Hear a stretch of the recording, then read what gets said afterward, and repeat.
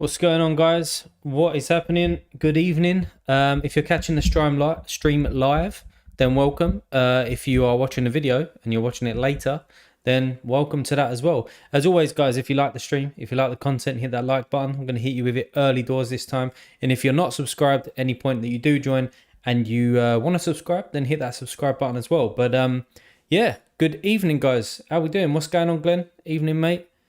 Yeah, I thought I'd do a little Sunday night stream for a couple of hours because I was looking earlier today and I want to work out where I'm stacking. Now, I do have a little bit of ETH that I can start spending on some bits and pieces, but probably do need to get a goalkeeper. But what I want to look at is a European stack. So I already have Unistal and Smau as a stack there, but who knows what's going to be going on with Smau anyway. But I kind of want to hunt around, look at the different leagues out in Challenger as well, probably and a little bit in Champion, and to work out exactly where I want to go and what are the underrated stacks, the undervalued stacks, those sort of things. So predominantly that's what the kind of stream's going to be about. It's going to be me looking around on Sorare data and trying to find some hidden gems as well.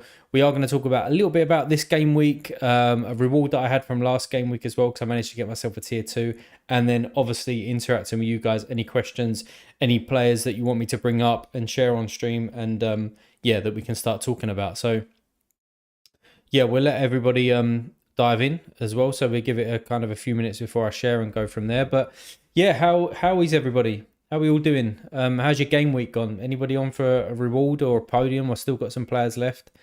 My game week has been absolutely shit. Like, it's probably, I would say I've been on the platform, 18 months. It's probably the worst start to a game week that I've ever had. I've only got 3 teams out there just because obviously there's rotation. Europe hasn't started yet. Leagues Cup, there's 2, like if they played the first 2 games, then they're obviously missing out this one. But it's been absolutely it's absolutely shit. So we're going to dive into that in a bit as well. But yeah, there we go. Let me get set up over here. Also, I just went I visited my parents today, and my aunt and uncle over from Germany, and they brought, I don't know if you can see this, Dinkelacke beer from Germany. If anyone's ever had it, great beer. 5.1%, I think it is, but great beer. So I'm having one of those tonight. Cheers. I haven't had a drink in a long time, well, a couple of months. So cheers, everyone. On this Sunday night, you're going to hear me gulping down the fucking mic. That didn't sound like gulping. It sounded like something else, didn't it? Yeah, what's going on, Glenn? Horrific. My 2 red goalkeepers lost their clean sheet in the first 5 minutes of the game. Listen, the good thing about that is that you don't have to watch a game. I don't know if you find that the same, Glenn, but if I'm watching something and like they concede and I'm obviously counting on that goalkeeper and defensive stack, then I just turn off and just hopefully I get lucky. And they get a little decisive or something like that. But at least you ain't just got to be watching every attack from the opposition team thinking, fucking hell, don't score, or let the goalkeeper make a diving save. So, yeah, there we go. Very true. Closed the app and got my... Exactly. I mean, last night, right? I only had a few games playing. Again, I'll show them in a minute. But after, I think it was it after 10 minutes DC United conceded? Just ruined that lineup straight away. I think in the Austin game, I had Brad Stuver in there as well, and he just had a mistake in the first 15 and lost the 20 points. So obviously he's decisive. So I was just like, sweet, just go back to bed. Didn't bother watching anything. Oh, and I also checked Brooks Lennon, and after we'll bring him up. After I think it was 25 minutes, Brooks Lennon was on minus 17 AA or something. Just crazy. As I said, it's a really shit start to the weekend. So I'm on for nothing. So let me transition and have a little look at where we are, right? So let's go over to game week and I'll share my woes with you. Sorare results. This is it, right? So first thing is I threw this. Well, actually, first thing in the last stream, right? We was talking about. Have I got his jersey mint as well? I love that. I didn't even know. Didn't even know. It's from Basilbot as well. Honestly, didn't know that. But anyway, in the last stream, I was looking at whether to be playing Cap 240 or whether to, and that was buying a player that was basically worth like £15 or something like that from a rare, or whether to just put them in All Star and then play. I think it was it Donovan Pines. I think it was, yeah, Donovan Pines. But I decided not to do any of those, and that the reason is because I had you've already seen who I've got in here, right? Justin Merrim. But I thought that Miller again was 60% for DC United on Play Sharper. And I thought, why not just, I had a few players in here, why not just throw him in there, see what happens? And if he don't start, then he don't start, and it's fair enough. Because there was not many entries even, to Champion America Rare Pro. And I had 2 super rares sitting there. And I know that Gress was probably not going to start, but he's probably going to play about 30 minutes. So I thought, why not just get a forward in there and throw them together and see what happens? Now, Miller didn't start, so fair enough. But going back to the original reason why I brought this up is because I decided not to play the Cap 240. So I think if I was playing Cap 240, it would have been who would it have been? I wouldn't have played that lineup. So none of them would have been in it. It would have been somebody like Cleveland, Cascante, Tommy Russell, and then someone shit at the end, basically. Pines wouldn't have played. So I opted against it at the last minute, and we spent probably 30 minutes of the stream, right, talking about who to get in, and we was having a look around, and there were some really good suggestions as well. Although those suggestions weren't they weren't fantastic, boys, because I checked their scores after, and they were pretty shit. So thanks a lot though for participating and throwing your comments out there and your suggestions out there. But what I ended up doing was this deal here. I was looking for a forward. I needed a forward in there to complete that lineup. I was looking for somebody cheap. I was looking for somebody who would potentially start. And I come across Justin Merrim. Now, I won Liao a couple of weeks back. And then he obviously, last week, I think it was. But 2 game weeks ago. I won Liao. And then as we saw when I played on the video on the stream, he was basically stretchered off. Now, for those who own Liao, I wouldn't worry too much because I think he's back in a couple of weeks. So I wouldn't worry too much. But in the meantime, I wanted somebody to complete that lineup. So I made a little deal with Basilbot. Justin Merrim, it's a weird one really because now he plays at Charlotte and I didn't realise it was the jersey mint. So I'll take that as well. A little bit of XP in there, or if somebody wants to, come in and get him, then feel free. But he is... If I just go to all and then just go to his starts, he is capable of a little green score. So I don't mind it. He's capable of it. So I got him in. He was likely to play, and Charlotte had a good matchup. And when they ended up winning, was it 5-1 or 4-1? It was 4-1 in the end. I don't know how he actually got on, whether he had any big chances missed or anything. No, basically just done fuck all, didn't he? And then just got subbed off. So, yeah, not great. But he does come into the club and he can offer me a bit of utility coming into like Cap 240s and things like that. So it's not a waste. And as I said, with that jersey mint as well. So I brought him in. Now, probably overpaid a little bit because I didn't bother standard conceded in 86. Yeah, and again, a few weeks ago, I looked at Kalina's super rare Jasper. I looked at him, so I'm keeping an eye on their performances as well, just to see how that they get on. And yeah, just another clean sheet that was taken away in the last minutes. But looking at these ETHs, I'm probably overpaid a little bit because I was on my phone, I couldn't be bothered to check things, and I just done the trade basically got accepted. So going back to my results, that's what happened with here and why I've got that lineup out. So not the end of the day. I would really like to see Gressel get some minutes though, because I want to start using him a lot more. I haven't been able to with a Gold Cup, and then I've just put the Toronto boys in there that I expect them to get beat by Atlas anyway. So yeah, that lineup's dead. Unless these three score 100 each, because Petretta is my captain as well. So if they score 100 each, 350 points coming in basically with the XP on top. Who knows, right? What's going on, Kebab? What's happening? Glenn, are you going to look at playing under 23 rare or rare pro? If so, what keepers are you looking at? Good question. I don't know.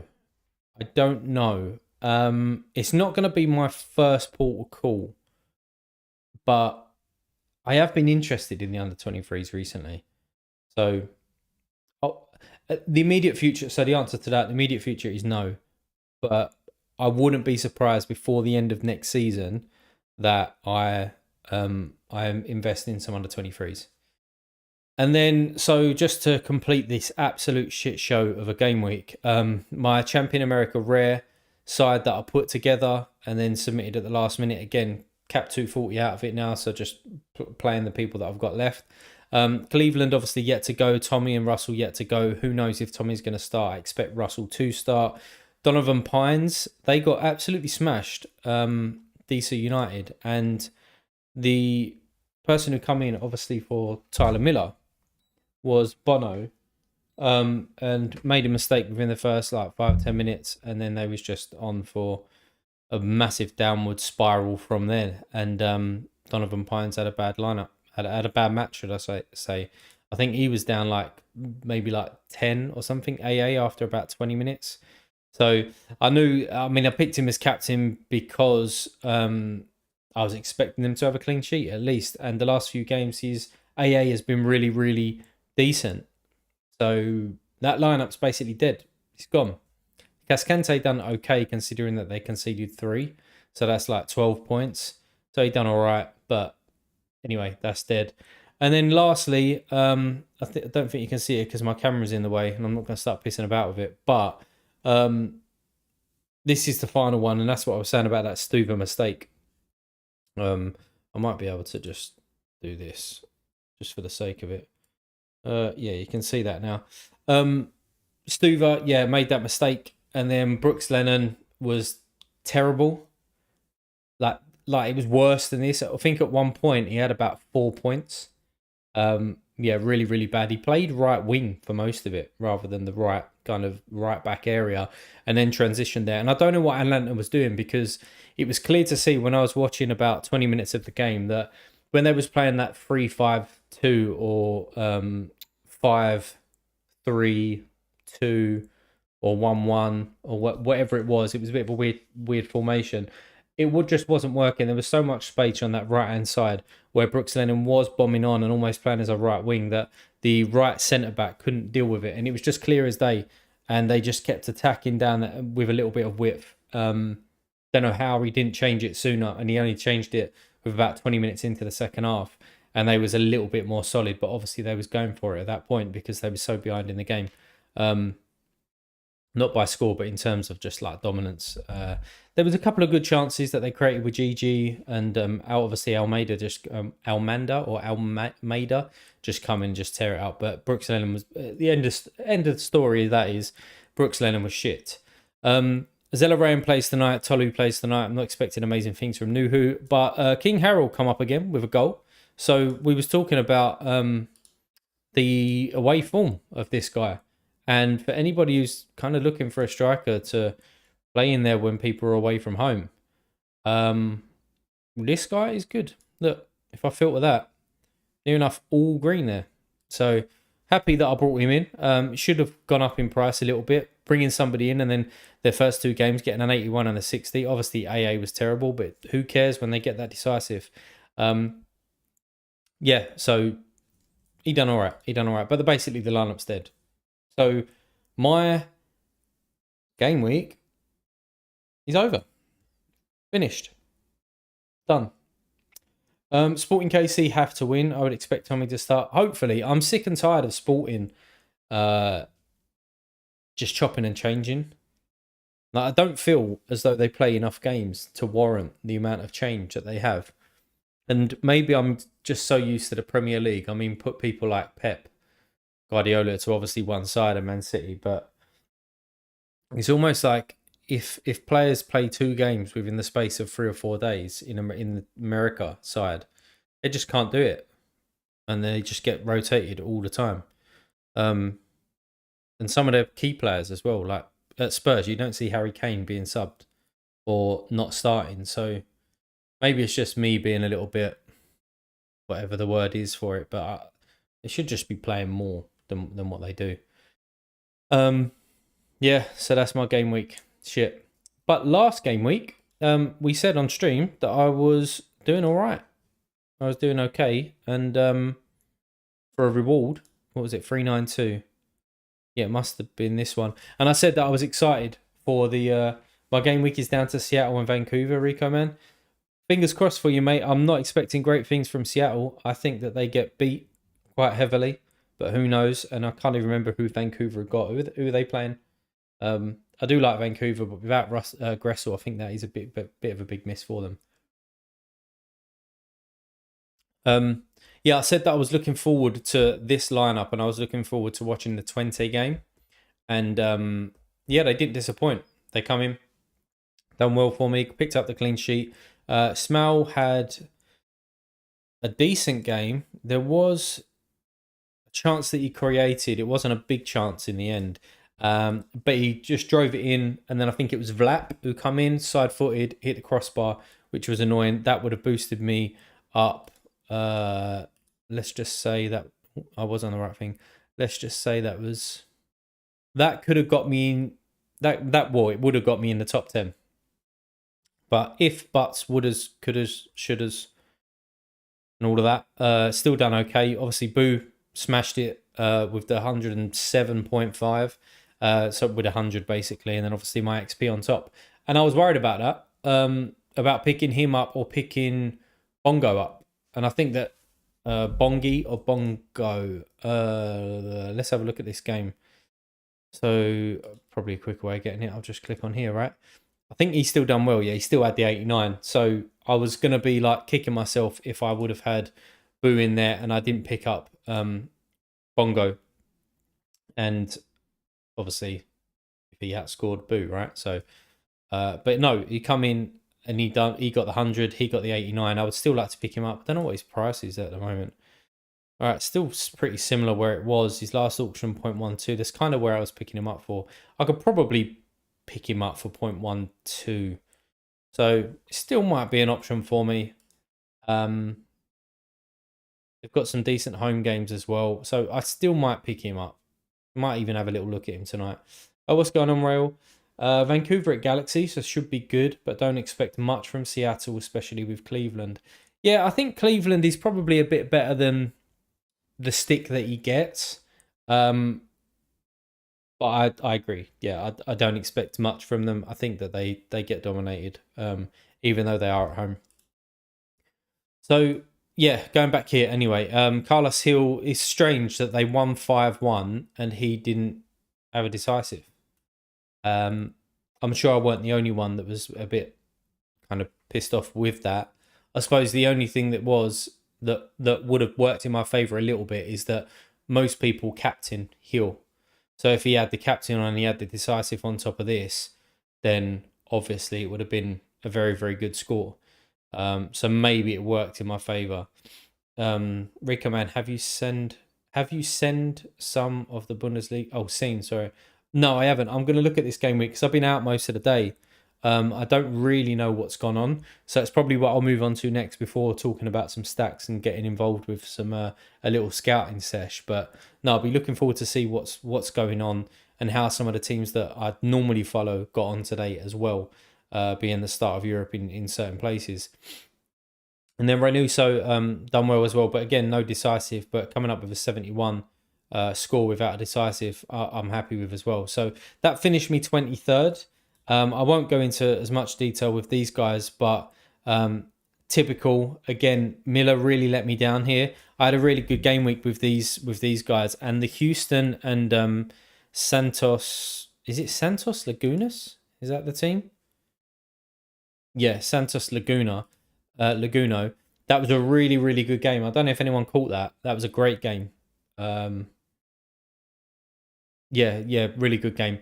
And then Zimmerman, again, it's almost like every time that I put him into a lineup that has half a chance, he does okay and scores or gets a high amount or whatever. But anytime that I put him into a lineup where I'm expecting him to do well, or like in a high priority lineup, he absolutely flops. So, one of these days I'll call it right. I'll call it right. But yeah, he popped up with a goal, and it was actually a Lovett's assist down here. Lovett's had the assist, and is that clearance off the line? So he done really well as well. But then Willis was rotated. So my two goalkeepers here, although this one got me a tier 4, and this one I was obviously quite a bit shy of in the end because lackluster performance from Toronto and Real Salt Lake. But they combined it a little bit quite well, sorry, from the corner and the him coming in and just powering that header in. But if Miller would have played and would have got the clean sheet just like Bono did, then again I'm looking at maybe even podiuming, being on that podium, which is it's just really frustrating. Probably we could argue that some people in front of me might have had Miller or behind or whatever, but it's just frustrating. So I'm probably now I'm in a position as well, right? Because Bono basically was shit last game. That in DC's next game, and I don't know who they've actually got. Oh, they've got Philadelphia, and it's away from home. All right, I probably wouldn't play him anyway, but puts you in a position as to what to do with him. But anyway, long story cut short, right? 23rd in All Star Rare, got myself a tier 2, and then 36th in Champion America Rare, and got myself a tier 4. Rail, you watched a bit late, yeah. I've done it. Okay, cool. Yeah, it was a really good game. Yeah, I enjoyed it. I did enjoy it. And it was always nice watching this guy for the first time as well, who, yeah, he's a little bit of a threat around the box. I do like, I'm happy that I've got him in the club at the moment, that is, anyway.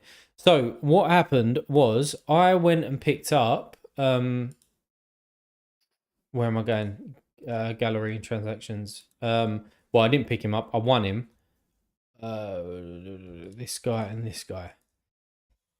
Just seen someone get 500 points in Challenger Limited. Yeah, I think that what was it? Dinamo Zagreb and was it Genk or Gen?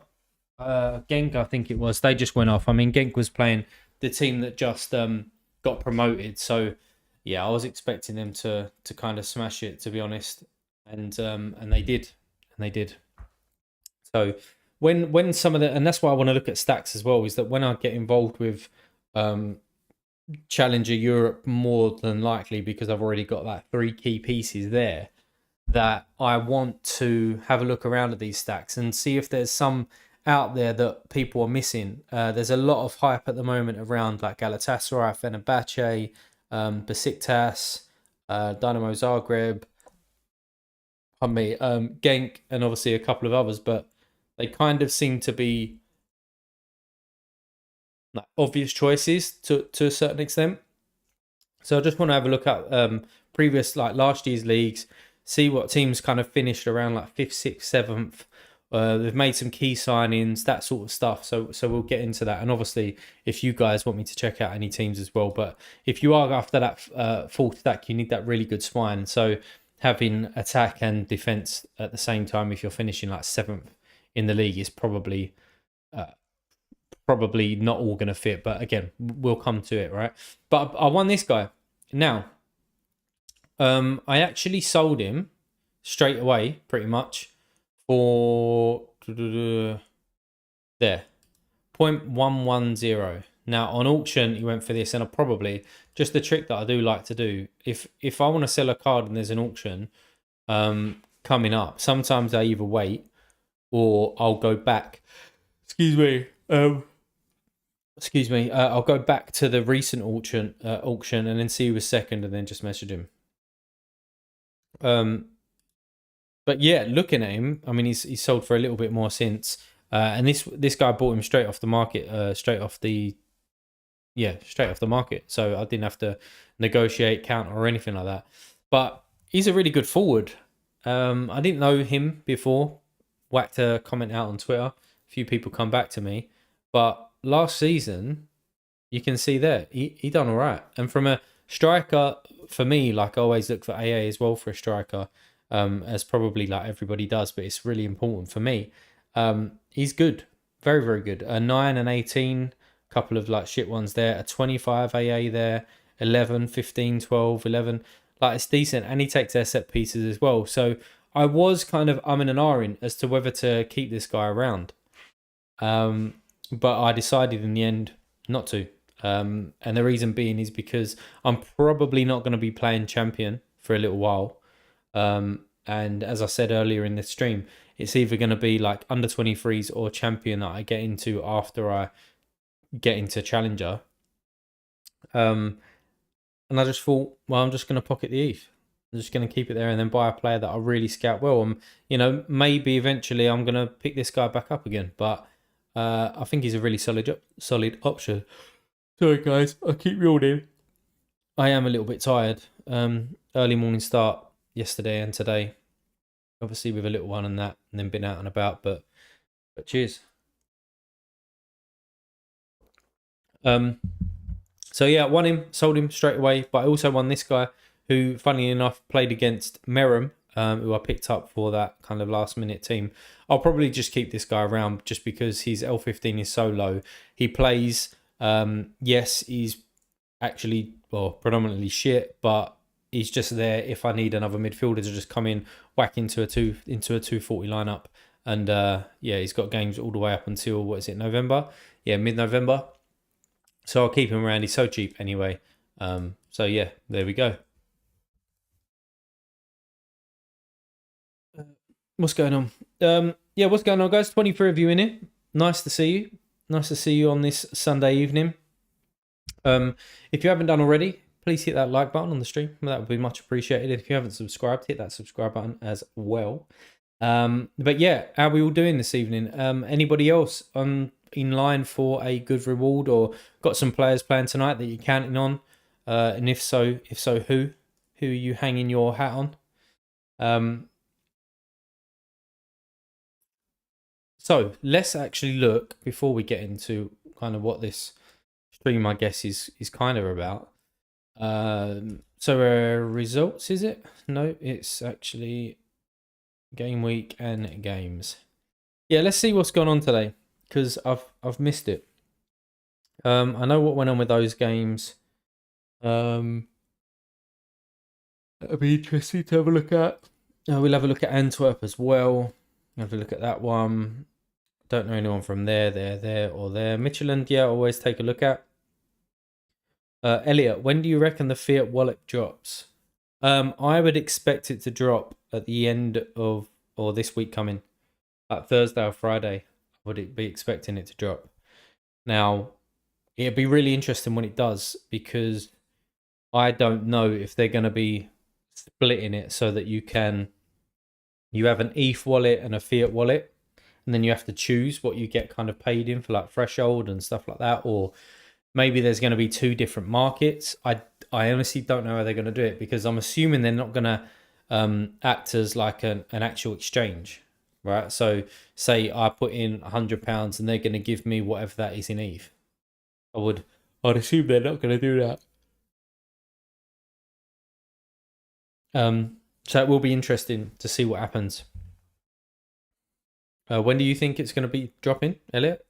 Any inside information, mate? Share with the stream. Don't be shy. We have a look at Orenburg as well. We look at Ghent. Interesting. I'd expect them to have smashed Kortrijk. Don't know how to say that name. Who else do we want to look at? Look at my Roscoe. I'm thinking about a rare collection for Cap 240. Could be great with the 20 to 30% all season. Yeah, it absolutely could. ATX mix, it definitely could. You probably just got to work out whether that collection is actually going to cost more than what you would get back. But again, long term, like very long term, it probably would work out. I heard yesterday, but I think Thursday. I've never known them and I might be completely wrong here, but I've never known him to do something on a Monday. I think it's always been on a Thursday. Again, I could be wrong there, but I think Thursdays are their launch days for the big stuff as well. We look at Basel. We'll look at who else have I got a little bit of interest in? Definitely Bruges and Michelin. That's an interesting game for them. Oh, that's interesting. Is that Bullat? Oh no, that's that right back who's just shit. Fine. We'll look at that as well. That's underway. Yeah, we'll look at a few. Elliot, when you send, sorry, Rail, but yeah, in the stream, Dan said this week. Oh, okay, cool. Elliot, when you send an offer to somebody who only accepts money / ETH, it says this person only accepts money rather than ETH. I mean, what are you guys doing, right? So what? There's 26 of us in here, right? So you've got a card. I'm sending you. Well, you say you've got a card that's worth £100, right? What are you doing? If there was a split, are you listing it in ETH or are you listing it in fiat? What would you rather receive? Pep Pep Pepinge? Is that right? Sorry if I've just butchered that. Let's say Pep. I'm building my gallery right now for next season. I've played Sorare a few more time over the last 2 seasons, but I was really impatient every time with winning rewards. So I hope I've learned from my mistakes. That's all you can do, mate. That is all you can do. I mean, I've done it and I'll continue to do it. Make mistakes. I've probably done it within the last month. I've said about this before, where I went too heavy in America with just that extra goalkeeper and that extra defender and probably the extra super rare. Those 3 players have probably killed me in terms of prepping for Europe. So, yeah, we just learn from the mistakes, move on, and go from there. That's interesting. You'd accept fiat. It's more stable. Yeah, it is more stable. Pepe's okay. Yeah, sorry, mate. My bad. It is more stable, but I don't know. I think I'm accepting ETH. Right? If you send me, say at the moment, £100 is worth. I mean, ETH has been pretty consistent, right? For the last, let's have a look. Yeah, it's been within like 20, £30 for what? All right, within £100 for the last month. Like, I don't know. I just think that I'm accepting ETH personally. Tommy B, if the fiat wallet is decent, it would tempt me back in. Yeah, Tommy, I think you've been in and out a couple of times, right? I think we shared a little chat on Discord. I'm sure we did, mate. ETH fluctuations burn me in the past. Yeah, I mean, ETH is it's obviously risky, right? Who knows what's? I'm not a crypto guy. I done a tiny bit of research before I kind of bought into this, but was watching a ton of videos from people who make content on Sorare, predominantly kind of Chani at the beginning, to be fair, who was looking at the crypto markets and stuff a bit more. And then I just saw it as money as that I've got hanging around. I'm interested in the game. I've been a massive FIFA fan in the past. I've been a massive Football Manager fan in the past. And why the fuck not? Just get involved. So the money in my account, I'll never really plan on taking it out. And obviously, unless I'm in financial difficulty, right? And that could well and truly happen. Who knows? But it's just in there. And if it goes down, it goes down. But I enjoy playing the game, and that's what it is. Now, for people who have obviously got massive galleries and like hundreds and thousands worth of pounds, then it's totally different. But that's the way that I see it. Yeah, been away a bit of flip floppy. Are you out at the moment, Tommy? Or are you in? What you got doing? Yeah, my understanding of crypto is fucking love art. I say it every time. Don't know what that word is at the moment until it moves up strong enough. So I'll take fiat. Yeah, and that's sensible, Elliot, I think as well. It might even be in a case that say I go into super rare 240 and I start actually winning those thresholds, and maybe even from a rare side as well, that if I get paid that £50 or $50 or $200 or whatever, maybe I get that paid in fiat, and then I just start taking that out and putting that in my account and going to do something with that. But from a player point of view, if I was selling somebody, I would seriously, I don't know, I'd have to really rack my brain about what I'd want to do there. Pep, it has cost me a lot of money, but I think this platform has a lot of potential and it gives you the fun to watch football. I think that's the most fun part of it. I agree, mate. Yeah, I enjoy watching the games when I'm, I wouldn't say that I was a heavy gambler at all, right? But I used to love like a little accumulator or a little card bet and things like that when I'm watching football. But now it kind of, I have that little itch that's scratched when I'm watching these games and I have people in that lineup. Uh, yeah, I love it. Are you up or down in money? Are your gallery worth? I don't even know what my gallery is at the moment. It's massively gone down. This was, oh well, yeah, it's massively gone down. This was 8.4 probably about 6 weeks ago. But massively gone down because my gallery is predominantly America. So yeah, massively gone down. So I'd probably have to wait like another 6-7 months when these prices hopefully start ramping up a little bit more to get some of that back. But am I down? Um, I'm probably about even. I think maybe. Yeah, I think I'm about even. But that's with some like serious big wins, and so it comes back to that comment before about the mistakes and stuff. I've definitely made mistakes because I've won a Jude Bellingham and Aaron Ramsdale. I've won like all of these players that are like between point one and point 0.25. Those that in terms of ETH, I've won. I've won a lot to be honest since I've been on this game, which is decent. Like 51 rewards. Um, why has it gone there? I thought it would have been all SO5 results. Oh, maybe I can't get there. Roster prices.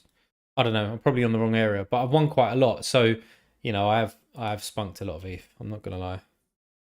Um, you're out at the moment, Tommy, but agree with you. It makes games. Yeah, I think that.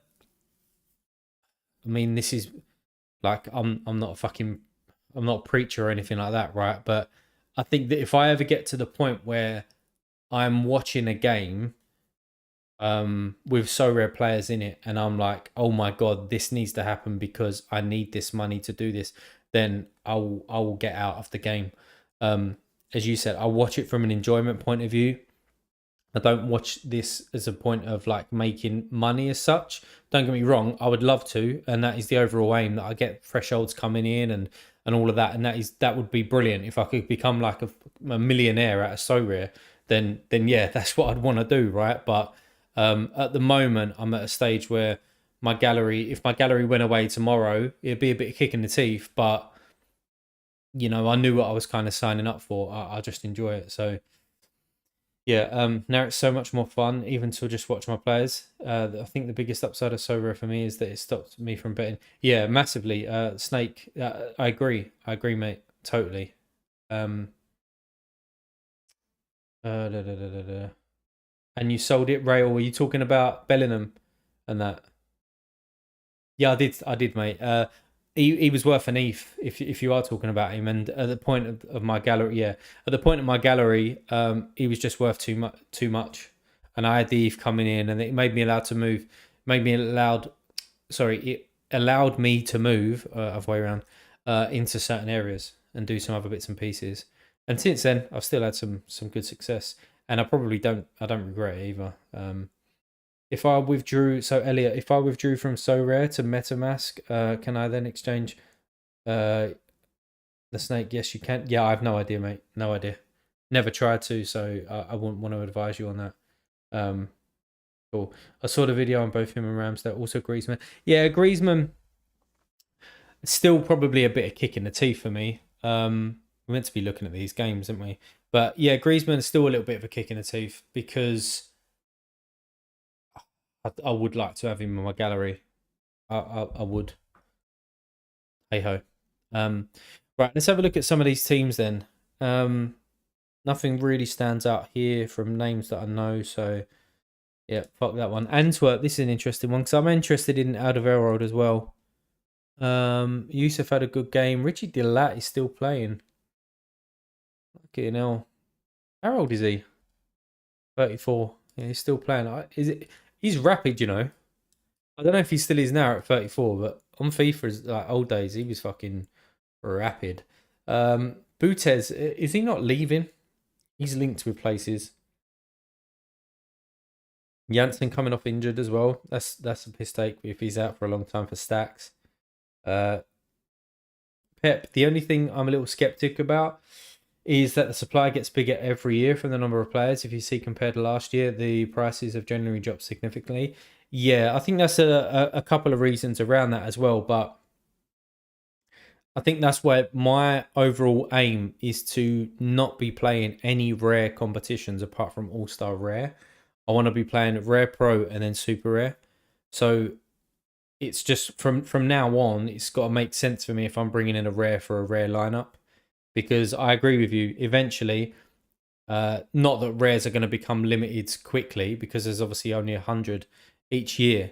But I think the super rares are probably the place to be for the next couple of years. But at the same time, it's hard to sell them, right? If you win a super rare tier 4, how many people you won't going to be able to sell that in 2 days? So it's a little bit difficult. Yeah, exactly, Snake. It was the ETH crash. There was a couple of other things as well. I can't really remember points throughout the year, but probably mainly the ETH crash as opposed to supply. Although there was that month where Sorare was just like, or it seemed to be that they was kicking out tons of cards on auctions. Let's have a look here.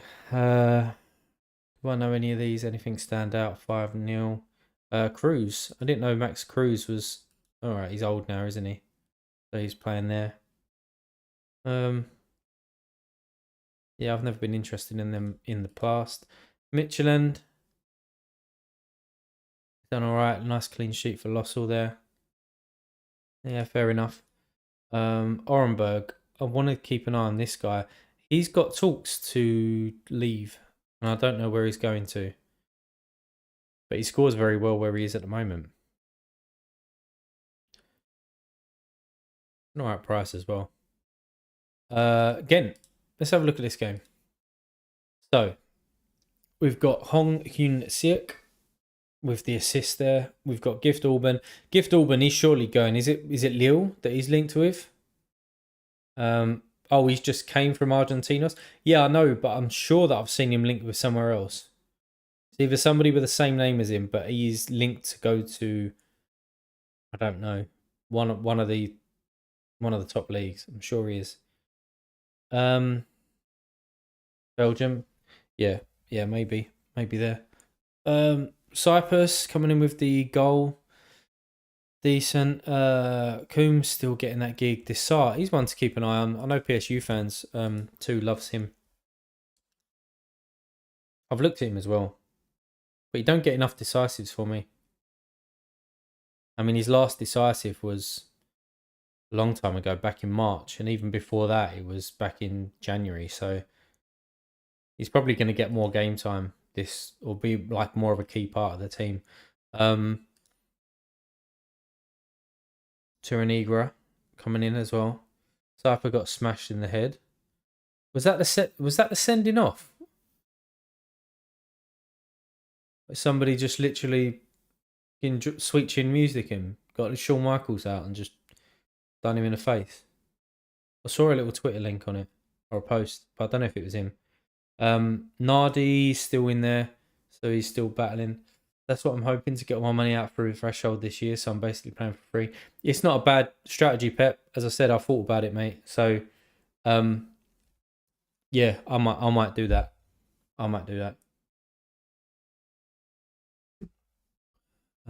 No, they jump and pump in the head, then he scored. Oh, right, fair enough. I did see something on Twitter the other day.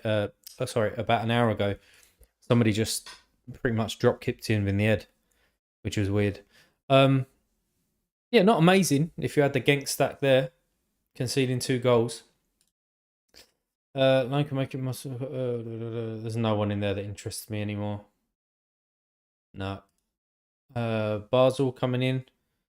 I didn't realise that they only have one player there who's got a Sorare card. Thought they would have had more. Bruges. Ooh, Disciple with a red card. Shit. Shit. That ruined probably a lot of people's lineups. I know a lot of people are banking on him to do very, very well this year. Buchanan, he obviously a forward card playing at right back. 2 yellows. All right. Pep, I think it's waiting for the to get back in. Yeah, fair dues. Thoughts on Elliot, I'm gonna come on to that. I just want to look at these couple of games and then I'm literally gonna look at the top 6 or 7 in Turkey, probably Belgium, Holland. Yeah, because I really wanna get into which stack or which players that I'm keeping an eye on when I do have some ETH in. So Minilay's still starting for them, fair enough. Vanaken, any big chances missed for him as well? No, he had like 2 or 3 the last game. Olsen got injured after 32 minutes. Fine. Not good for him. But Storm, he's a good player. I held him for a little while when he won me some decent rewards as well when I had him. Well, these 3 here won me rewards in because I had them last year. Chet Hermans from Michelin. So he didn't start. I owned him for it as well for about $2. Oh, I'll keep reeling, guys. My bad. I am tired. Um, yeah, I had him. Sorry, I had him a little while with Storm as like that stack, and he is capable of that. But overall,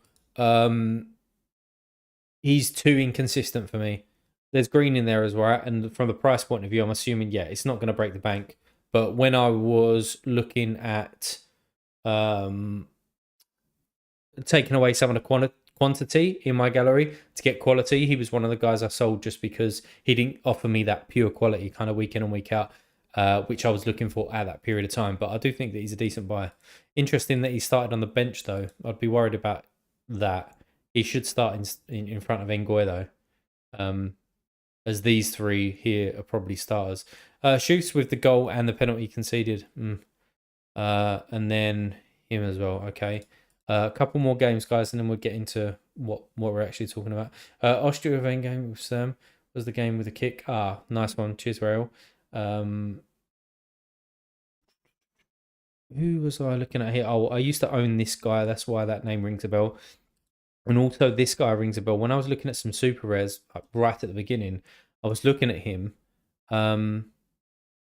You're probably looking at the scores and thinking kind of why, but I think he takes some sets and he was on a good run and he was quite cheap at the time. I mean, he's super rare now.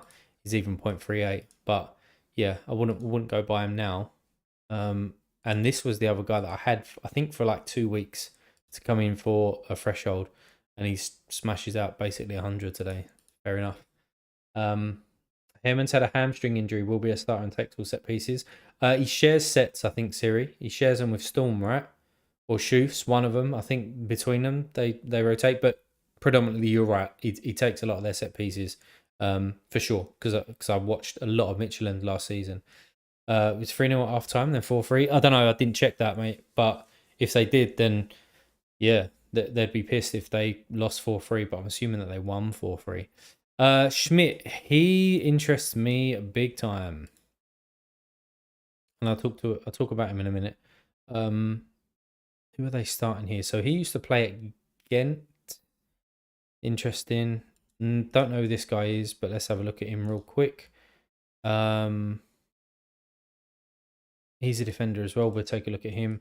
Apart from that, I couldn't care less about that team.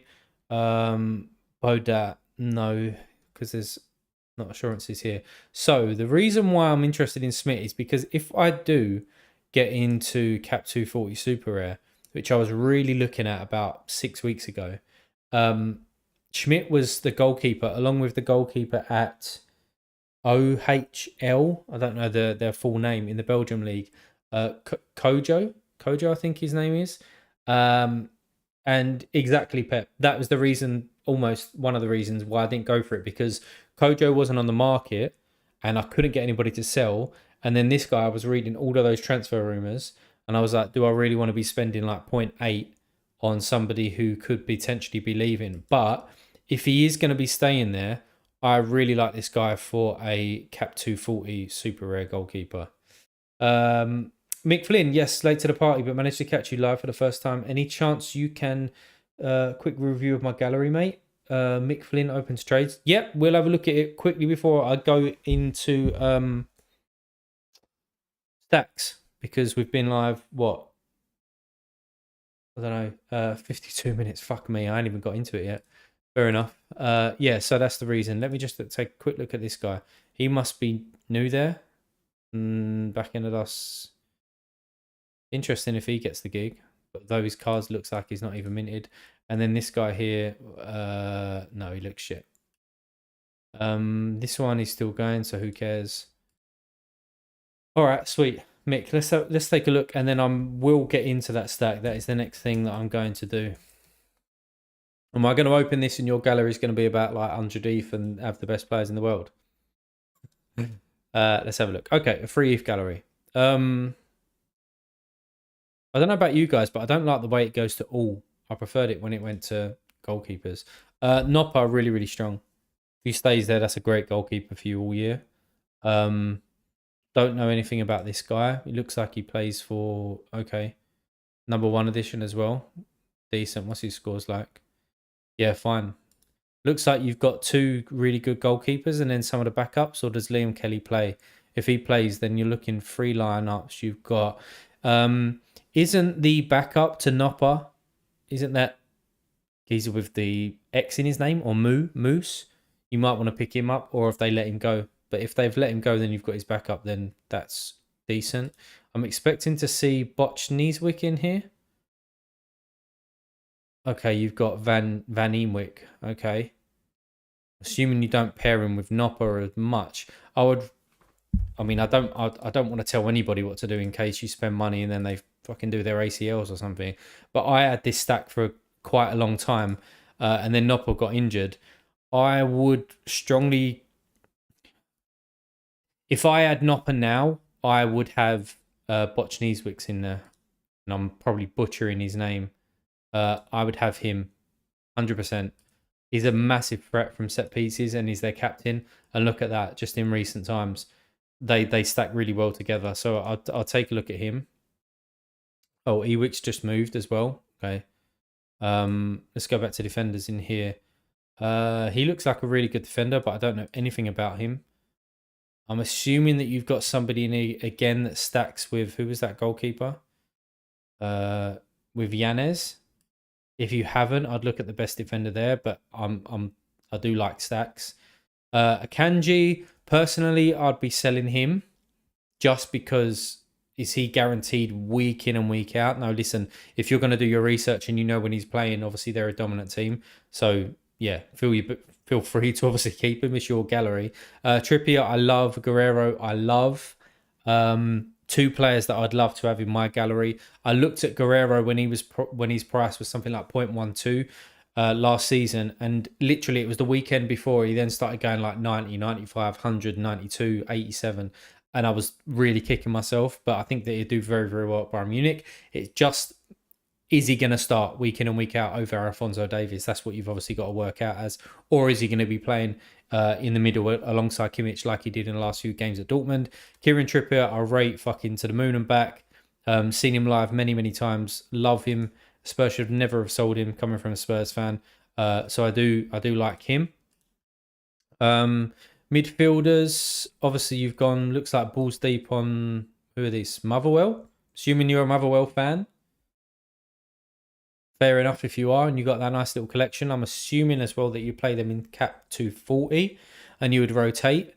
Tom Hay, I really like. It looks like you've got some sort of Herovine stat going in. I think the only people that are worth that in Herovine are Hay, Bochnieswicks, as I said, and Nopper.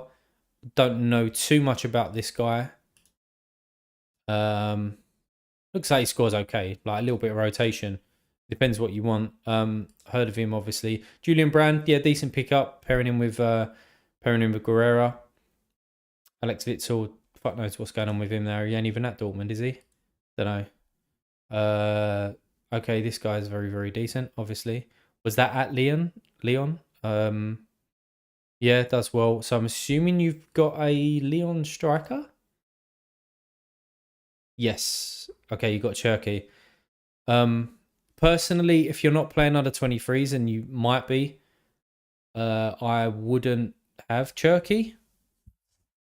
I think that you could probably get two decent forwards to rotate if you're not playing under 23s. But again, you might be, and obviously he's touted to be like, he's a really talented prospect, isn't he? So who knows what's going to happen with him? I'm just looking at him like kind of right now.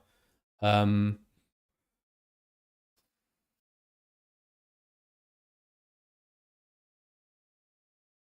yeah, Donny Mallon can do some bits and pieces. Don't mind that as well. Getting in that Dortmund stack. It looks like you're covered for midweek. You could be quite strong midweek there, which I don't know if that was a name, but looking at it, maybe it is. I didn't look at limiteds, but I don't know what you're doing with Gakpo. I would sell him if you're not playing limited. Same with Martinez and just get some ETH in. But yeah, mate, that's just my initial thoughts. I don't know what your plans are and things like that. So hopefully that helped.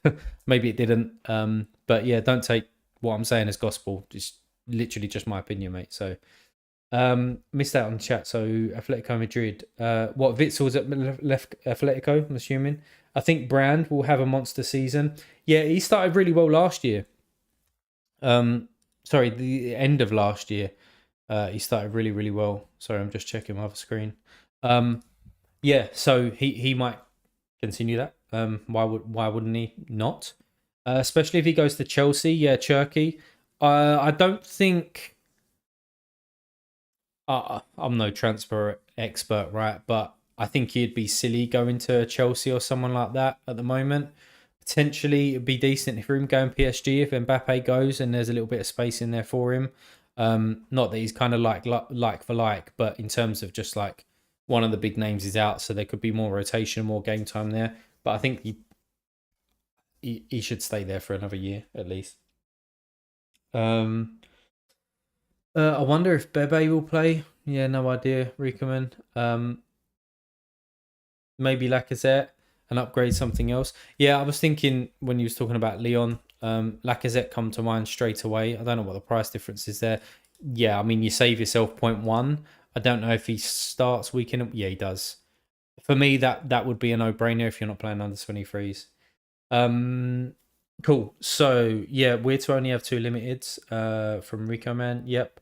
Henry, how serious are they probably taking how serious are they probably take League Cups with rotation? I'm assuming your question there is how serious are the teams taking the League's Cups and will there be rotations? There's already been rotations on that, mate. So I think as clubs obviously get further into that competition, the rotation will drop naturally. But I would be checking play sharp. I'll be following journalists for that club, see who's in training, see who's not for on Twitter. But there has been rotation. Now, I do know quite a bit about MLS, so if there is a question that you've got on one of the teams, I can give you my opinion. But it is literally do your research and then just see what goes on. Yeah, been looking at getting Blanwich. To be honest, I've not heard that name. Blanwich. I probably spelled that wrong as well. Yeah, no idea. Right. Anyway, guys, I'm an hour in. And I've not said what I want to do here. So, what I'm looking to do, right, is find some teams that are a little bit undervalued at the moment.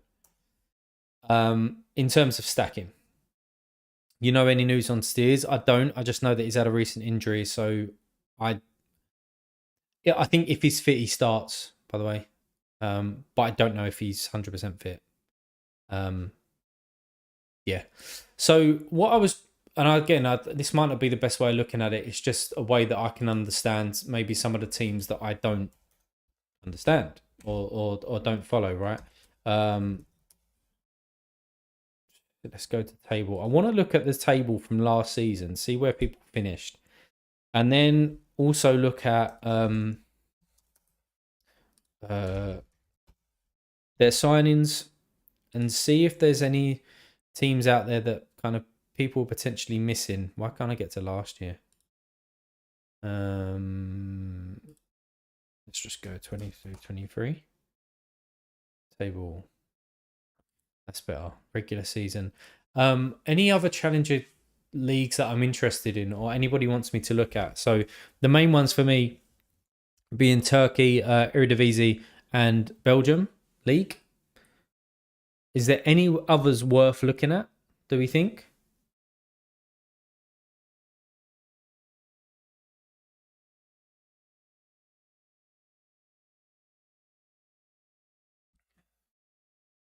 I think Wolfsburg might be a look at me, but not challenger. Now, the only reason why I'm kind of focusing a little bit on challenger is because obviously if you look at my gallery, right, and this is my thinking, say America wasn't here, and between now and November I'm 100% hoping that I win some stuff to yeah, second division champion challenger, yeah, to kind of fund the gallery. But when I look at this, and let's just get them limiteds out. When I look at this, I have a challenger goalkeeper, a challenger defender, like a really good stack, a really good challenger forward. Teddy Tumut, that's a shame. He's obviously gone over to champion. And then Taylor Booth is challenger as well. Not that I plan on playing this guy because he's been a massive flop since. So that's why I'm thinking that I could either kind of carry on this stack and go Sparta, which is definitely not out of the question as well. And we'll take a look at those. Or FC20. But if I picked up another 8-9 players from Challenger, then I've got All Star and I can play them in Challenger if I want to play my American. Excuse me, I've got hiccups. If I want to play my America team in All Star, I can play them in a different competition. So the thing that I'm thinking about doing is obviously sticking on Challenger, which kind of makes sense to me, I think, at the moment. Now, if I was picking up like 20 players, then yeah, absolutely, I'd look at some other teams. So yeah, I think that makes sense. But I just haven't spoke a load of absolute dog shit. I don't even know what the Croatia league is called. Let's go 2023. We'll take a look at that. Let's catch up on comments. So from Europe, you're looking. Yes, Henry. Sorry, I think I just explained that, mate. Hopefully you understood all the waffle and the bullshit that I was talking about. I think Wolfsburg might be good mid-table team, but not challenger. I don't know too much about them, but I looked at them from a stacking point of view from like that midfielder and the forward, or was that Werder Bremen? I don't know what one it was, but I definitely looked at Wolfsburg potentially. But yeah, I wouldn't expect them like one every 5 game weeks to smash it. Maybe take a look at Sounders or St. Louis players. Pep, is that to me or is that another conversation, mate? Croatia, Elliot, yeah, I'll bring that up. I went for an AZ sack but regret it. I didn't for, I don't know what, for Fiji? I don't know. I think AZ stack is stat fuck me. I think that AZ stack is very good, mate, especially for the first 6-7 games that I was looking at the other day. Utrecht, yeah, I agree. We'll take a look at that. I think Fenner stack is the one this year. Take a look at that for sure. Second division is a good option. Yeah, Barros, I actually like second division.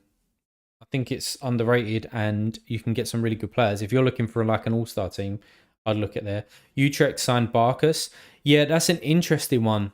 And again, we'll come on to that when we bring them up. It is an interesting one, what happens with their other goalkeepers.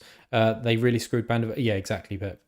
Very, very crazy pricey. Goalie at Wolfsburg is uncertain. Good for me. Okay, cool. Oh, on another conversation. Gotcha. Cool. Right, so let's take a look at Turkey and the league last year. So, obviously, right, Galatasaray. And let's bring these up one by one. So we probably want a few tabs. So Galatasaray. Now, I know that a lot of people have gone in with these. We'll take a look at Fenerbahce as well. We'll take a look at Besiktas. think a few people have gone in with Besiktas as well. We'll look at Adana.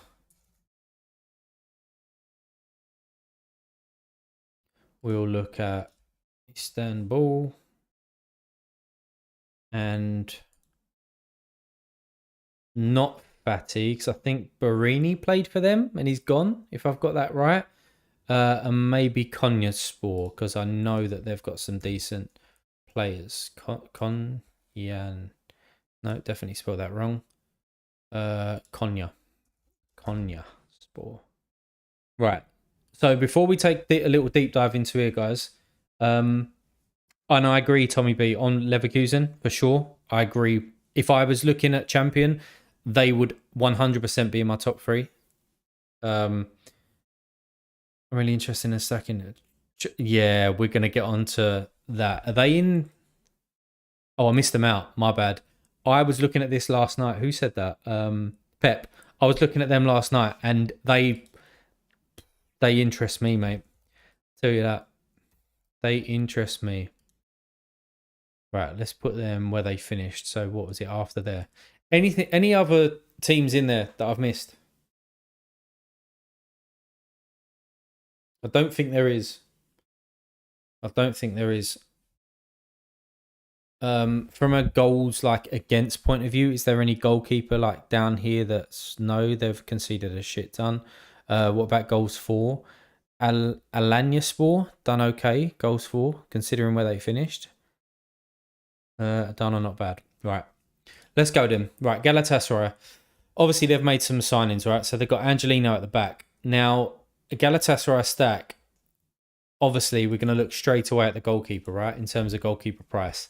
So that is decent. Now, does anybody know in chat if this guy is going to lose his position? I doubt it, right? If he's... yeah, I doubt it. He's probably the person to stack. Actually, they've got a few good defenders, haven't they?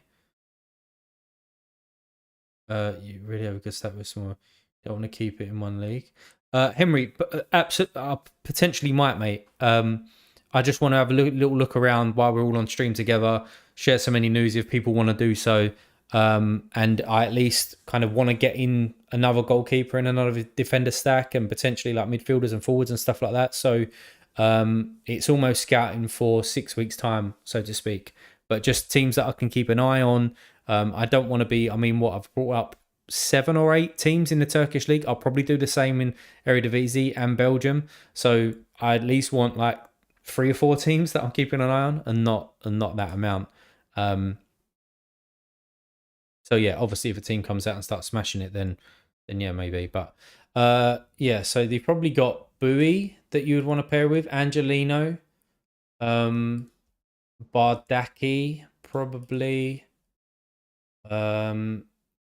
Zaniolo, is he staying there? So who would be the midfielder that you'd get? It's probably this guy looking from last season, but he's a forward. That's interesting. And obviously Icardi, they've just signed him as well. It seems like this stack is just going to be too expensive. We'll take a look at, actually, rather than open them all individually, I could probably just see it, can't I, from the roster. United legend Fred for sure. Yeah, I know that he's been linked as well. I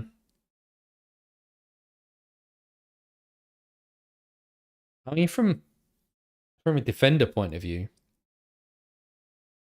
without knowing anything about the team and just looking at what I'm looking at now, right? It's probably these two, Bardaki and Angelino.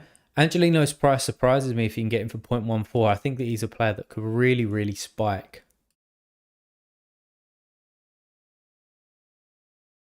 So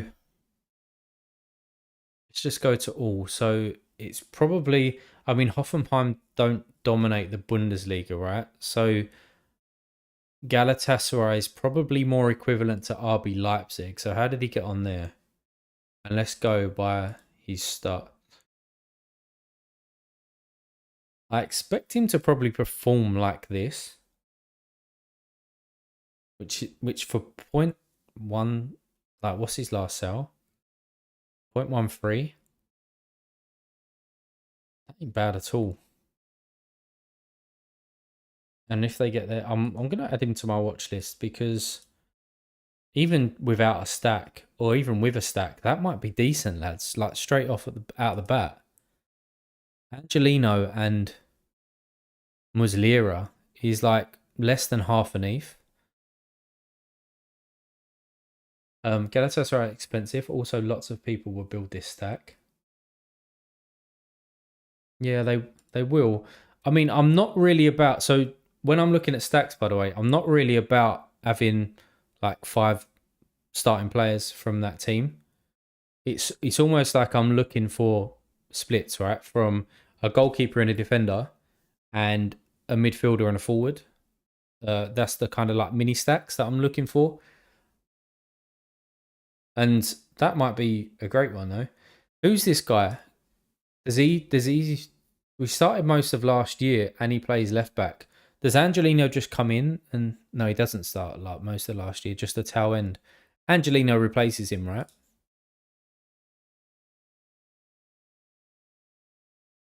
What about from a midfielder point of view and a forward? Let's just go back to that roster. Who would you be picking from Galatasaray there then? Um, Looks like Oliveira. Galatasaray already played in Champions. Yeah, but that Artikoglu, is he not a forward? Or has he got midfielder cards? Oh, he's got midfielder cards. Yeah, then that's the stack.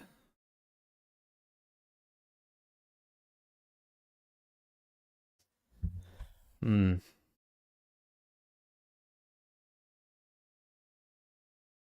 Icardi don't get AA though, right? I mean, it won't matter if he's scoring 2 or 3 every fucking game, but you got Zaha as well. I forgot about him. How do you think Zaha is going to be getting on out there? I mean, people are obviously massively bought into him. Let me just go back to that price graph. Yeah, in the last, what, 2 weeks? 2.5 weeks, something like that. He's gone from 0.08 to fucking hell, zero point 0.2 on top. To be honest, I would just go with all 4. Yeah. You're looking at just under an ETH, probably, for a full Galatasaray stack without. I don't know, how do we think Zaha? It's a bit of a. Hmm. Is it a weird one? Zaha? I mean, he's probably gone to like. Well, he has gone to one of the best teams in that league, right? So he's going to be competing for titles. Where else would he have gone where he's competing for titles and he's playing week in and week out?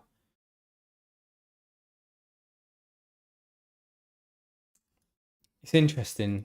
What was Icardi's? Yeah, he's AA shit, but he scores all the time. And I suppose the other thing that I'm looking for here, lads, as well, is that I'm looking for probably a super rare of one of these players as well. Maybe it is the defender more so than the midfielder. But going back to my gallery, we had as I said, we've already got Van Cruz as a super rare, and if I want to be playing All Star Rare Pro or potentially that week Challenger Rare Pro, then I need to pick somebody up who is a super rare. Oliveira just a backup for Artikoglu. Okay, cool. I'm learning, guys. This is what it's about. It's about sharing. Sharing is caring. And caring is sharing. I don't mind Galatasaray. I think the one that interests me the most there is Angelino and Muslera. I think that's decent. Let's have a look at Fenerbahce. So I'm assuming. Oh, this is recent, isn't it? Obviously, they're not in order at the moment. So their goalkeeper is this fella here, right? Um, who said earlier? Did somebody say Fenerbahce is the one? Do we think Fenerbahce is stronger than Galatasaray stack? Right.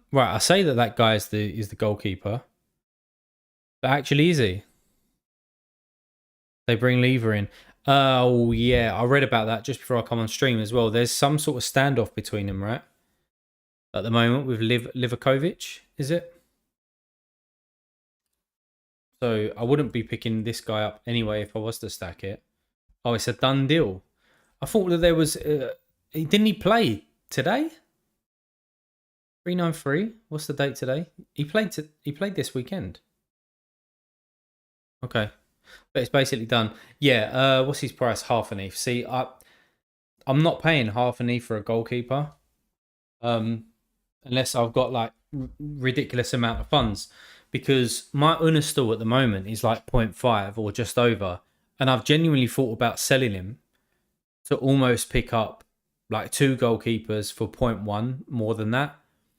I bought Unistal for about 1.1 ETH when they was obviously very very high, and I also had Andre Blake for like 1 ETH as well. And to spend that amount of money on goalkeepers, I don't think it's worth it. So from a stack point of view, I am looking at a cheapish goalkeeper or a mid-range goalkeeper for where it is. A mid-range to me at the moment is like 0.4. So I don't think that I'd be going for a defensive stack here. Even from defenders, I mean, who would be the defender to get out of these guys? You need a goalkeeper defender that can keep the clean sheet. Yeah, of course you do, right? But like for example, even at Sparta last year, Olic and Friends, whatever it is, they kept clean sheets. I know it's different, but in America, like Steve Clark at Houston, he keeps clean sheets, and he's 0.1. I know it's different competitions, and I'm not expecting a response on that, but you know what I mean. Goalkeepers can get clean sheets, so if he gets me 2 clean sheets out of 5, and if I was to pay an extra fucking 0.2, and I'll get 3 clean sheets out of 5, personally, from where my gallery's at, I'm not really that bothered, is what I'm trying to say at the moment. If I had more invested into it, I wanted to invest more, then yeah, I'd go there. He's only gonna get. I don't even know who that guy is, Tommy B. I'm assuming somebody in the chat will though. I don't see a standout defender here though, unless I'm missing something.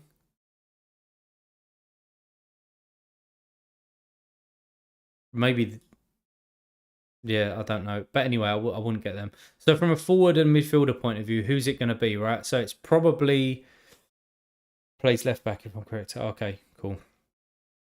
It's probably going to be, I would say, Skimansky. Maybe this guy. Oh, that's who you said. A defender card. Right, sorry. I'd probably go Szymanski and... Well, it's Tadic and or Dzeko, isn't it, really? Who was in their lineup last time? You can't really tell whereabouts they played. Oh, Ryan Kent. He hasn't got a card at the moment. So you could probably pick him up for... I've got a feeling he's going to do very well. Where he's going. Where he's gone, sorry. He does interest me. He's already on one of my watch lists because I was watching him when he was at Feyenoord last year. So him with Tadic, but again, like that's a... People are jumping on that. His last price was 0.7. Realistically, I'm just not going to be able to afford that. And I'll probably go with Griezmann over Tadic, even if I had that money, just because I like Griezmann more. Nothing to do with Sorare really, but I think that he just smashes it out there. I don't think Tadic is a good put, to be honest. Way too expensive. Yeah, exactly. Looking at that price, like it's very expensive. So maybe I stay clear of Fenerbahce from a defender and goalkeeper point of view, and an attacking point of view. Interesting that Josh King's out there. I expect Batshuayi to leave as well. Them signing Dzeko, that he should leave.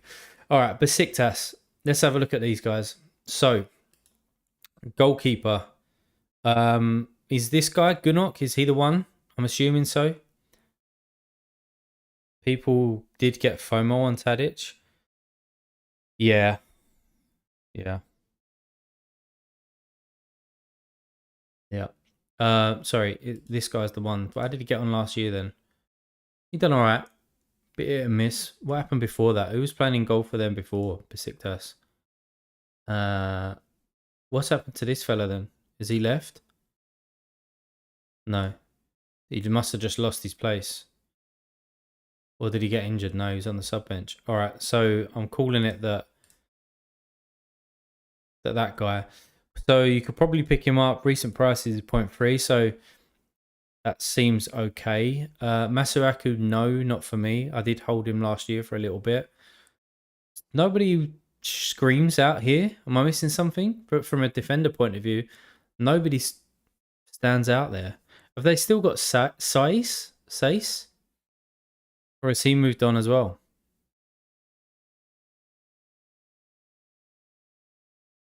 It's a weird one.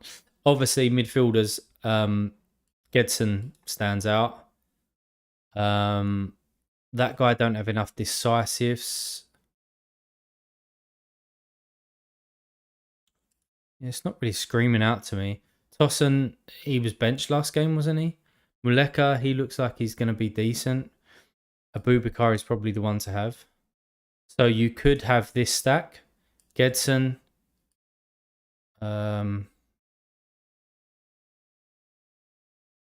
Who's very good. And then Abubakar.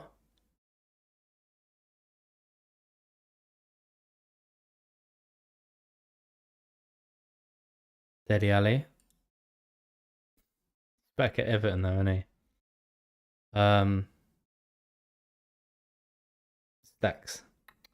Stacks. Combined players in the last let's go in the 3 months. Is this Abubakar? Yeah. Yeah, I think that's the stack then, isn't it? Really? How does Abubakar get on regarding AA? Yeah, it's not great. Just don't like players like forwards who have shit AA.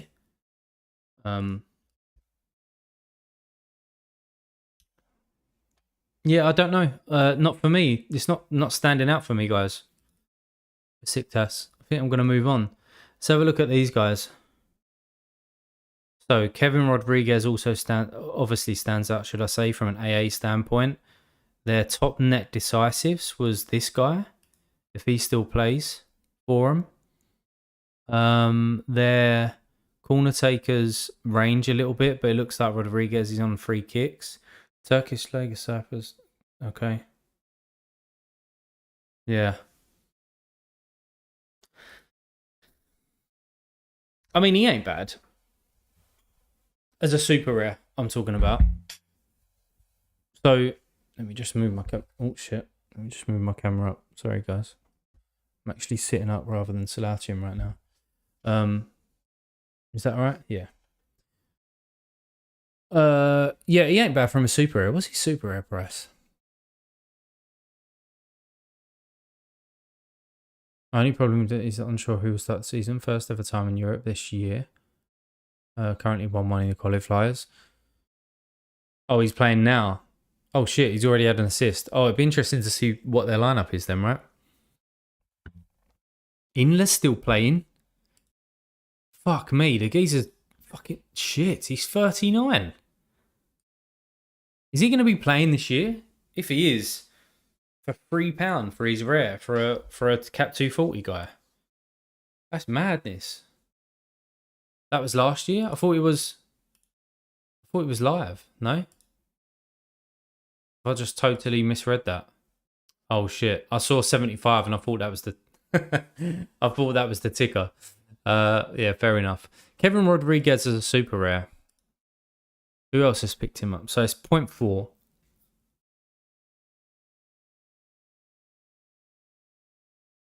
Anyone know anything about this guy? That really interests me as a super. How long's he been at that club?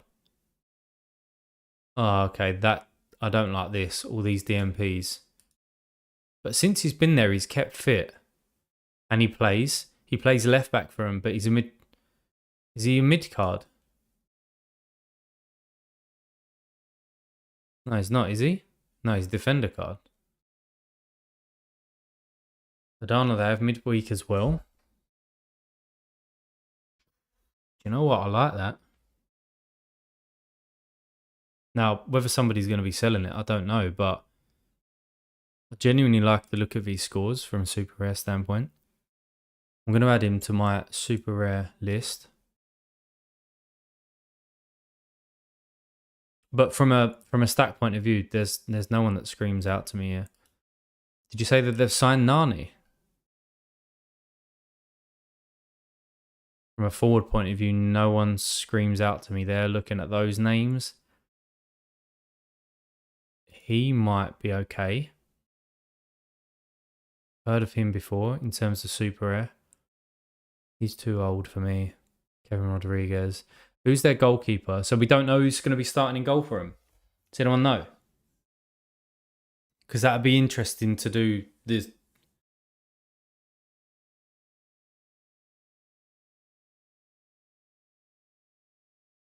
Yeah, that's what I was looking at. Who's going to be their number one? Because sorry, I'm just replying. Watch out. It's good. Yeah, but who's going to be their goalkeeper? Come on. Last season it was Osbeer.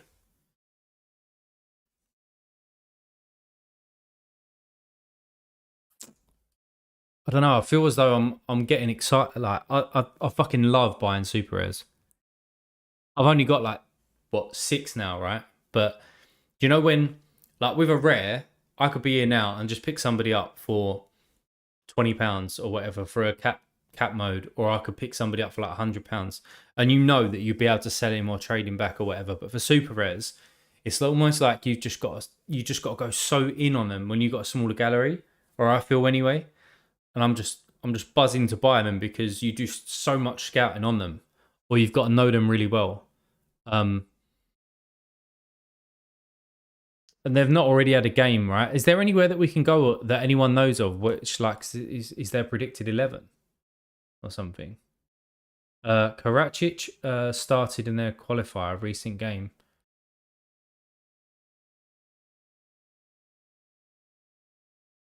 Yeah, but then oh no. Oh, their qualifier's obviously not covered then, right? Can't be. Can't be covered. Fuck me, it's freezing in here. Jesus. Right, anyway, not to spend too much time on this. But even getting say this guy wins his place back. I'm gonna put him in here as well, right? So EU is my watch list. Even if I get both of them, it's actually less than. I mean, what was his last sale, right? He's like, oh shit. That's obviously gone up now because he has started. So you could pick him up for point 0.12. You pick this guy up for point or 0.2. Belhanda is their star player. Is he? What is he? He's a okay midfielder.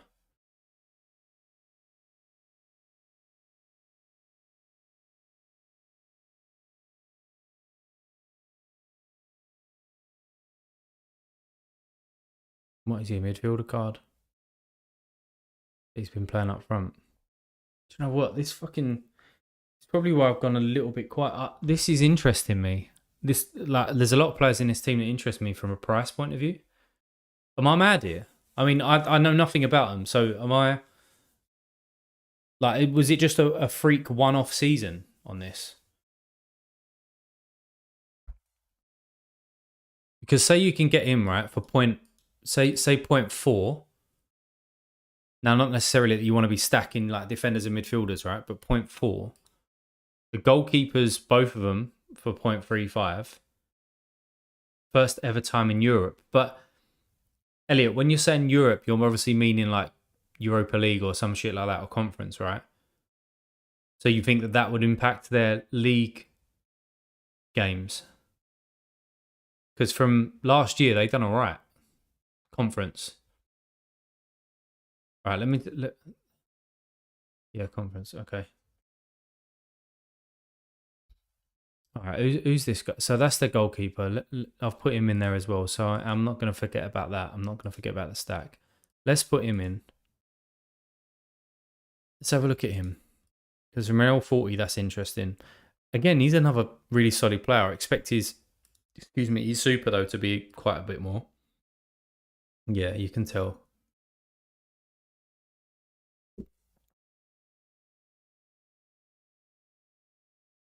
You don't take sets or anything like that, right? Yeah. But he interests the shit out of me as a super. Decent. And then they've got this guy as well, which we looked at. Oh, that's nice. That's real nice. Oh, okay, so it's decisive heavy. He didn't play the last couple of games. What's his price? 0.8, 0.08. All right, so I've got a few of them in my list anyway, but I think out of the teams that I've looked at, they interest me the most, lads. They interest me the most. This team's super rare sold for cheap. Yeah. All right. Moving on then. Istanbul Bazakahir here. Probably butchered that. Who's their goalkeeper? Price wise, it looks like, well, that's probably because more of these are 18. 18. Yeah, I've picked up the collection for them. What, Elliot? You've got the collection for Adana. Adana Demir Sport.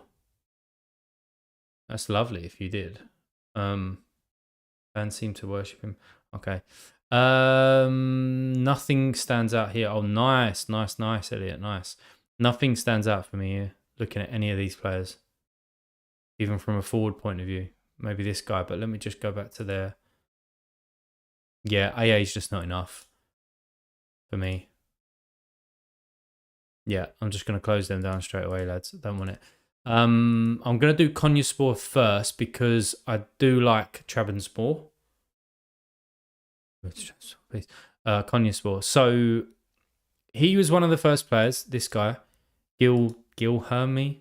I'm terrible with names, lads, so I apologise if I'm offending anybody with these names. But I know that a few people had him, and he was appearing in a lot of my searches. Obviously, there's a lot of green there. So he would definitely be one that I'd pick up. His age and his contract concern me a touch from a super rare, but surely they renew that even like next year. Interesting, Basilbot's got one. From a super rare point of view, what price is he going for? Fuck me. Somebody picked him up for 0.3.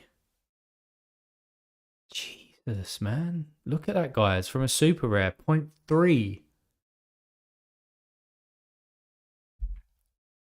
Shit. Now, if I remember, CH lost his spot at some point last year. A little bit. A little bit. And then let's go with Konyaspor, obviously, as well. Yeah, and they didn't have a good end to the season. Have they not got Calvo as well? Yeah, they have. Has he moved? No. Because I owned his super rare when he was in the MLS for a bit. It looks like he's be decent, but he don't scream out to me too much. I think it would obviously be Gilherme.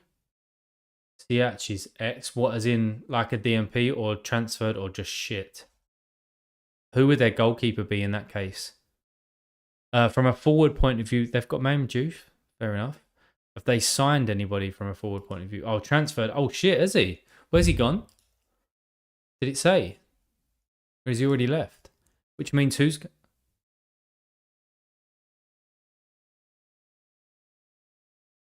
Okay, Gabriel. If I'm not mistaken, Rock... I speak to him every now and again as well. So he's been looking at Adana and some super rares and rare cards. He might be able to help you. Fair enough. I'll have a look at it. They've signed Eamon's goalkeeper. Who is that then? He might not be appearing in here. Angers.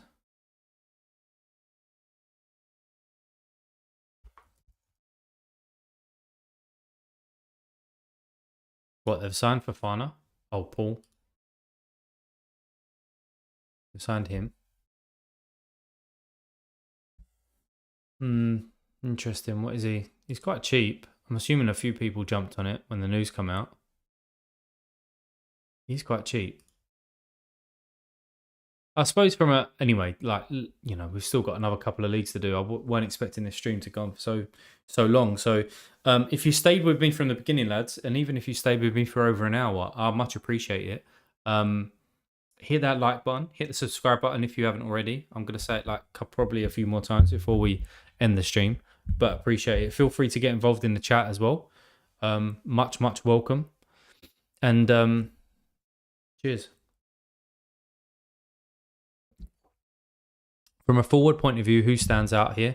Moreno from a score wise. AA is decent as well, but he's only just kind of gone there. Not been playing 90 minutes at the moment.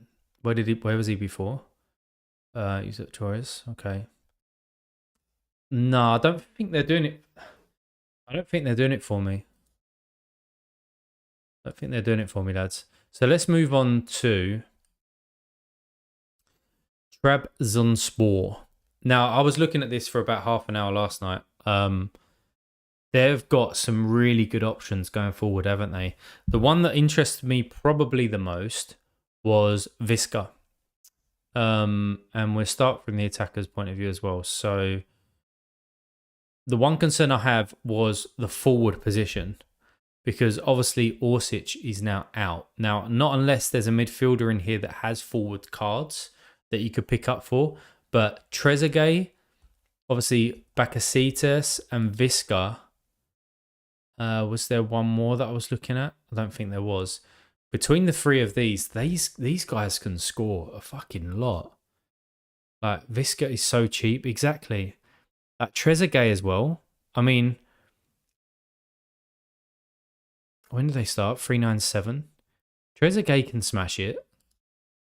Bakasetas, we obviously know what this guy can fucking do. He proved he can get the really big scores. And then Visca, exactly. Like, you look at him. What was his last sale, though? He's got an auction coming up. I did put a cheeky bid in for 0.08 or whatever it is to a couple of these players, a couple of these managers, and it was just rejected straight away. But look at what he can do when he's not injured, right? Let's go with just that club. He can score in the greens a lot. Only the striker position is a question mark for me. Yeah, and that's what worried me, because I then thought about, well, picking up like a Trezeguet and a Visca for, fuck me, I mean, what is it? Maybe like 0.16 at a push. To have that as a stack, but then if you're going to be taking in two midfielders, you want the forward. So the forward that seemed to have played the most games was Maxi Gomez. But you look at both of them. I mean, he's obviously spiked a little bit. I don't know how long he's been there. And it seemed like he was just sub-appearance after sub-appearance. And he was sub to Maxi Gomez. And he just looks shit as well. Have they signed anyone? Trabzonspor transfers. They signed a forward, because if they got a number 9 in there with those three behind, I think that they'd be fucking smashing it. So Orsic, he might have come in and played up top for them, maybe, or that was just cover. So all of these arrivals, they've had another attacking midfielder, goalkeeper. A lot of people return on end of loan. Well, any of these loan, you might not be able to see this, guys. Let me zoom in. Any of these loan guys are going to come back and go into the team. I mean, this guy, Coito.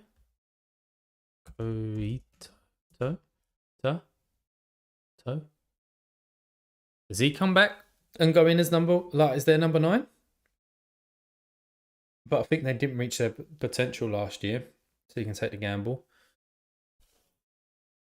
Yeah, maybe. Like an Adana defensive stack. I'm probably saying that even wrong, but Adana defensive stack with these with an attacking stack. Oh, he's already transferred. Okay. Well, he ain't gonna be taking their number 9 then, is he? What about friendlies? As Trabzonspor friendlies. I don't know if there's a quick way of seeing these. Didn't mean to open that in a new tab, but had any friendlies recently? Yeah, the 1-4-0 here. Can you get lineups here? I bet you can't. Nah. Lads, where do you guys go to see the lineups? Look at Flash Score. Yeah, this is Flash Score. But am I looking at the wrong place or something? It looks like Bozok. I mean, that was the one that I was looking at, right? It looked like he started because he scored after 4 minutes. It'd be interesting to see if he... No, that's just all competitions. What about Club Friendly? Go to Club Friendly. No. Twitter, SofaScore I use. Let's have a look at SofaScore. Because out of Turkey, these are the two teams that I'm pretty much like looking at. Trabzonspor. You can't get anything about it. Oh, okay. Yeah, that's just from last year. Well, on that one, so these are the friendlies that they've had, right? So let's at least look at the goal scorers. Because these are all from July. So they obviously lost there. Let's see if there's any... Oh, lineups. You can see the lineups here. So Gomez started there. Obviously, Orsic started, but then got injured later on. You've got... Oh, you can get lineups on here, which is good. So you've got Gomez again that started, and Orsic started over Trezeguet, but obviously he's out for 9 months. Flash score, you can type the players' names and see how many minutes they've played. Okay, cool. Good to know. But Gomez scored again there. On here, Bozok started, but it looked like they was playing a second string anyway. And then on here, Gomez started. So probably looking at that, Gomez is their number 9 with Bozok coming in behind them. So Gomez, right? I mean, let's just go by... What's his AA saying? 8.5. It's not too bad. 31 AA there. And where did he score these big games against? Was it against teams that were shit? No, he's still got a goal against Galatasaray. What's his home fixtures like? His home average, away. All right, he can perform both. This interests me, boys. Not gonna lie. Gomez started today. They had a friendly today. All right. Bakasetas, I would like to get in, but I think that for the price, I think Visca does a really good job for the price. Okay. Sorry, I'm just on the other screen. Yeah, I think for the price he does that. Gomez was supposed to be off in the summer, which is why he didn't play the end of the season, but I think he's the choice now. Where was he supposed to go to in the first place, Liddell? Like, would it be a club where he just goes and dies, just in case that happens? He played 79 minutes and scored in a 3-1 loss, which probably makes sense that he's going to be starting. They bring 6 new midfielders in. Yeah, but those midfielders, they're not going to take the place of Visca or Bakasetas or probably Trezeguet now that Orsic is injured. Like, I wouldn't mind this stack. I think it's low risk. Maxi Gomez and Visca. I think it will start until Orsic is back now.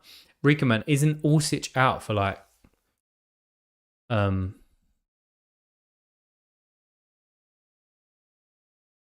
sorry, coming back to an earlier point, yeah, probably picking them both up. I didn't realize the price. Probably picking both up. Isn't Orsic out for like 9 months? Yeah, he's out for a long time.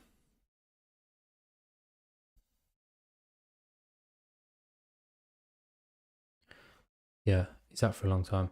I think it's like the whole season. Yeah, exactly. So that might be the stack, you know.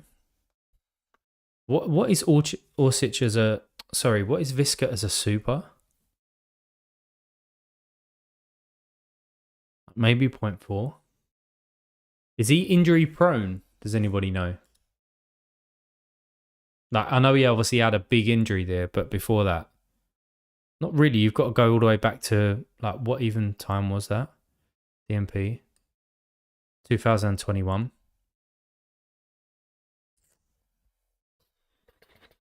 To me, it looks really good. Yeah. All right, we'll come back to it. Right, let's add Maxi Gomez in that list, and we'll just come back to because we've got other leagues to do. All right. So that was. You know, it's only one league. I definitely should have started this earlier. Let's look at Eredivisie. Let's look at Eredivisie. Yeah, let me just open up a few of these. So we obviously want Feyenoord, which I think is going to be a quick no for me, just because the price and the amount of people that are doing it. Let's look at PSV. And let's look at Ajax and AZ. Ajax and AZ. What is it? AZ. What is it?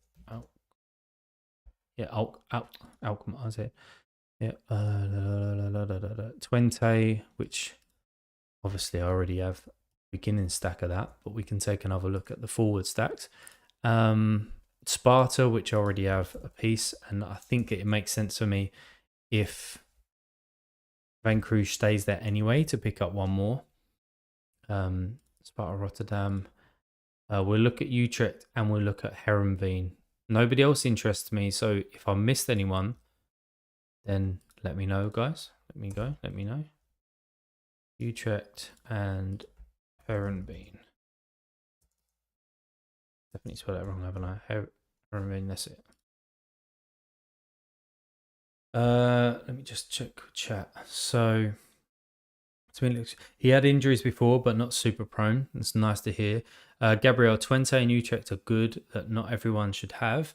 Yeah, obviously they smashed it last year, didn't they, Twente?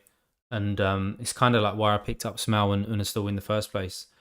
Attacking wise, it could be a bit different this year.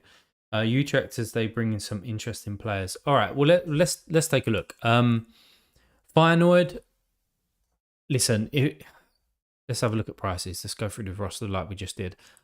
Again, for the price for Bijlo, for 0.6, I just don't think it's worth it. I could pick up a super rare and something else to stack with a goalkeeper for probably around about that price, if not just a touch more.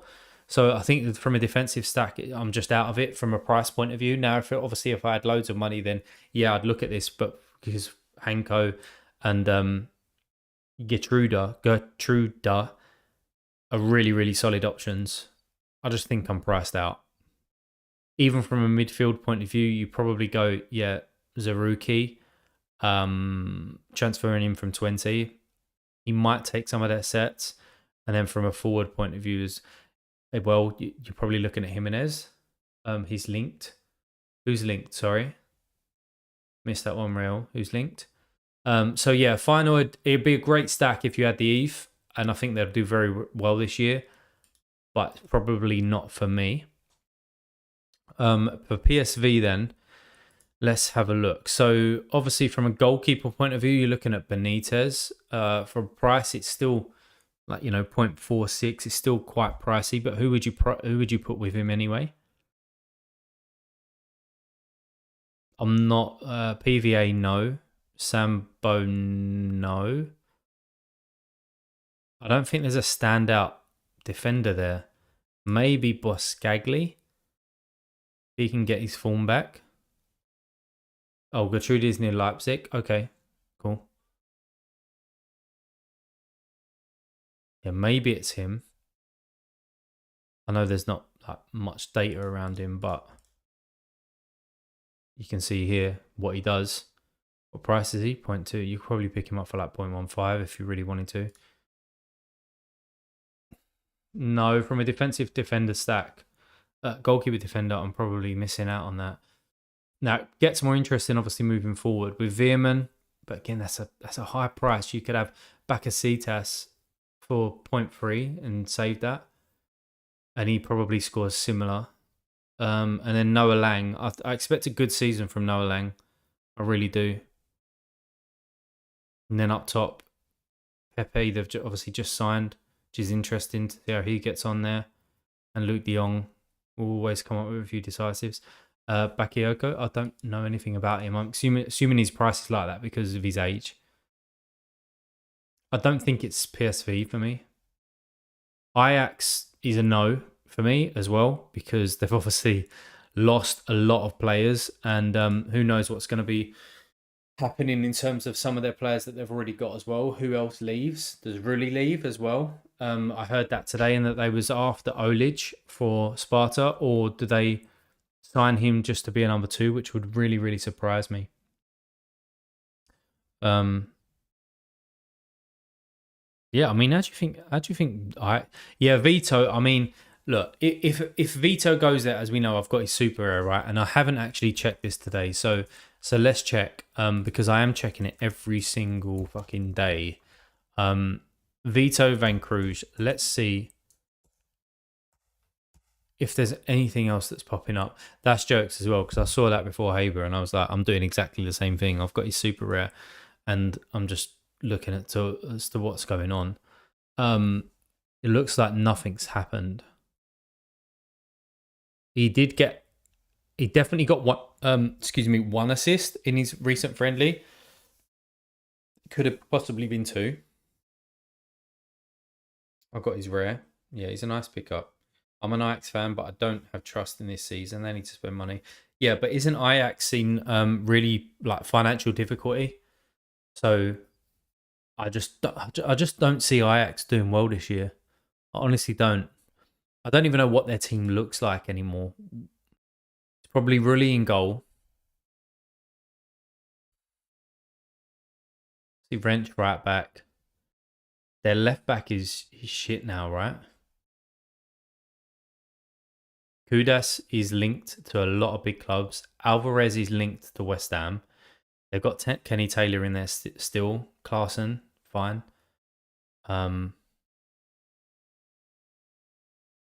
Yeah, I just don't think they're it. Just really don't. Looks like they don't like Rulli. Or he don't like them. One of the two. They have to sell something before they can buy. Yeah. Yeah, they do. They do. But who are they going to get? Now, it's quite possible. Again, I've seen these links, right? So, as we was talking about Vito, that you see Vito Van Cruz coming here and either take over from Kudas if he leaves, or obviously from Tadic and he takes sets. And if they're looking for a left back, they sign Smau as well. Now, if they'd done that, I've got that defender and kind of forward stack anyway. So I'll probably pick up the goalkeeper, whoever that would be. And then I would probably pick up Proper to pair with Unistal.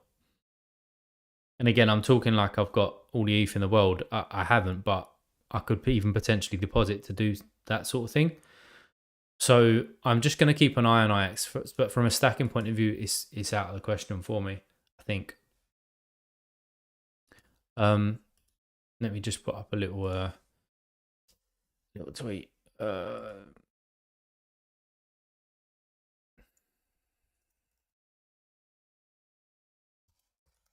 Come join for a chat. Come on. Come on. But the coach has said they really want to go for their number one options, and if that's to take a bit more time, it doesn't matter. Yeah, and that's a good. But if they got one of their number one options so far, like the season starts, what is it, next weekend? They bring in, and that's from 20. I don't know. I just don't think they're it, right? But AZ, I think these guys are going to be decent. Matt Ryan is probably a bit too much for me at the moment. I do like him. Who else would I pair here? Probably be him. Probably be Sugawara. Like him a lot. And from a forward point of view, it's probably Pavlidis, isn't it? I think Carlson potentially is leaving. If he stays there, yeah, he would be on that list. And a lot of people buying into Ernest Poker as well. So from here, you're looking at Matt Ryan at say 0.4, pairing him with this guy who, if I remember, spikes a little bit. It's probably a bit better defender. Sven will take set pieces now. Yeah, exactly. I would more than likely prefer the attacking stack here, which would be Sven, because he's going to be dropping back into that number 8 or a little bit deeper from where he was, like taking over from Reinders. And this run here is really, really good for them. Their first sort of 10 games is really, really good. I think so Pep, to your point that you don't like him, I want to see how he gets on in the first couple of games, because playing in like a slightly new position with Reinders going, it could increase his AA quite a bit, and obviously taking over sets. So you could see that sharp increase. Pairing him with Pavlidis. Now, Pavlidis, if I remember, his AA is not great. Let's go AZ.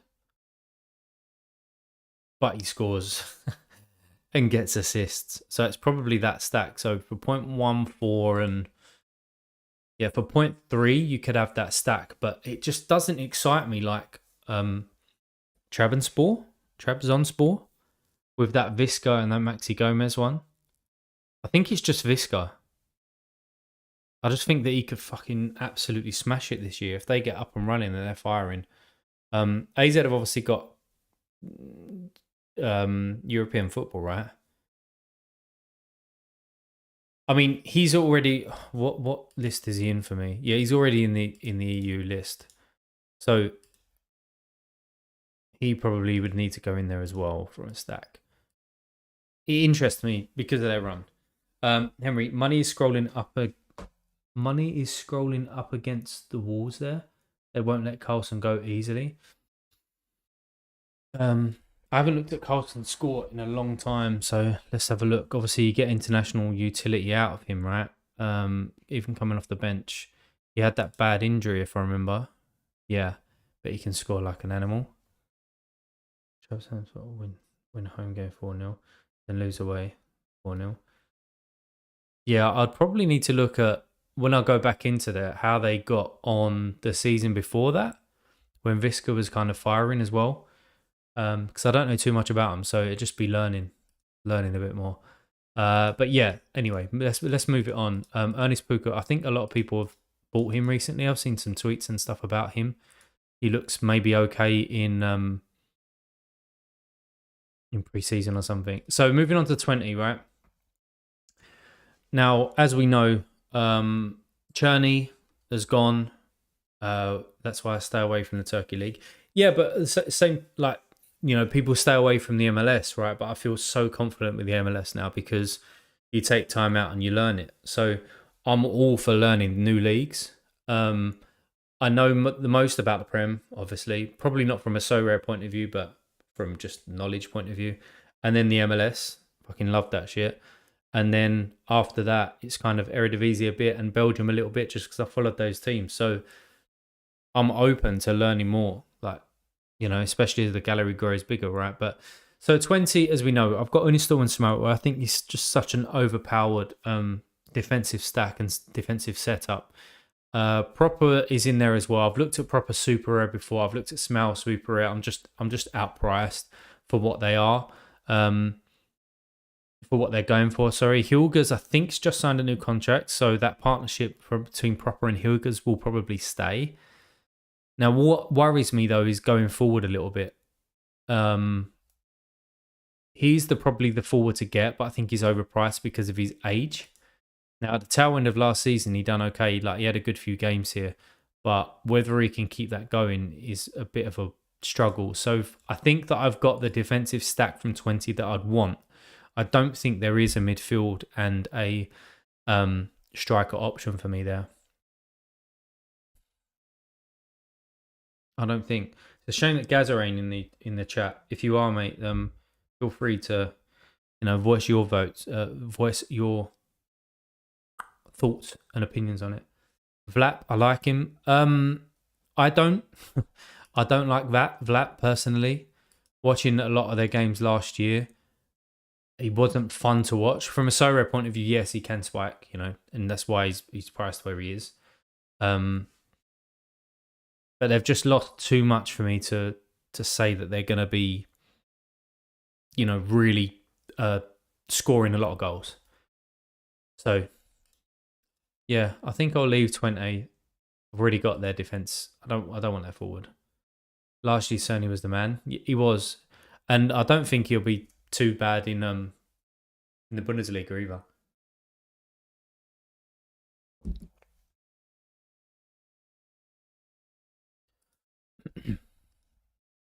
Sadly. Yeah, he looks like he can perform well when he plays. I just want to see how they get on and what happens with them before I start getting involved with them. I mean, I've got the base, right? I think I've got the best stack in terms of defense out of the team. So we'll leave it there. Brenner interests me a little bit, but apparently he's likely to be sold. But he can really spike as well. So I think if I was to really go balls deep, I would sign him or a Proper and just go for a really solid defensive stack. So a couple of teams left them, right? Sparta. Excuse me. We know that we've lost a little bit. They've lost their centre backs here. So I don't know who is going to come in there. Now, I really like this goalkeeper. I do. And I know he's kind of pushing towards that kind of cheap to mid price, like what I said earlier. But I really like him. And it would be a shame if he goes to... Now, there's people that have bought him in the last like X amount of hours because people are probably undercutting them because he's been linked to Ajax.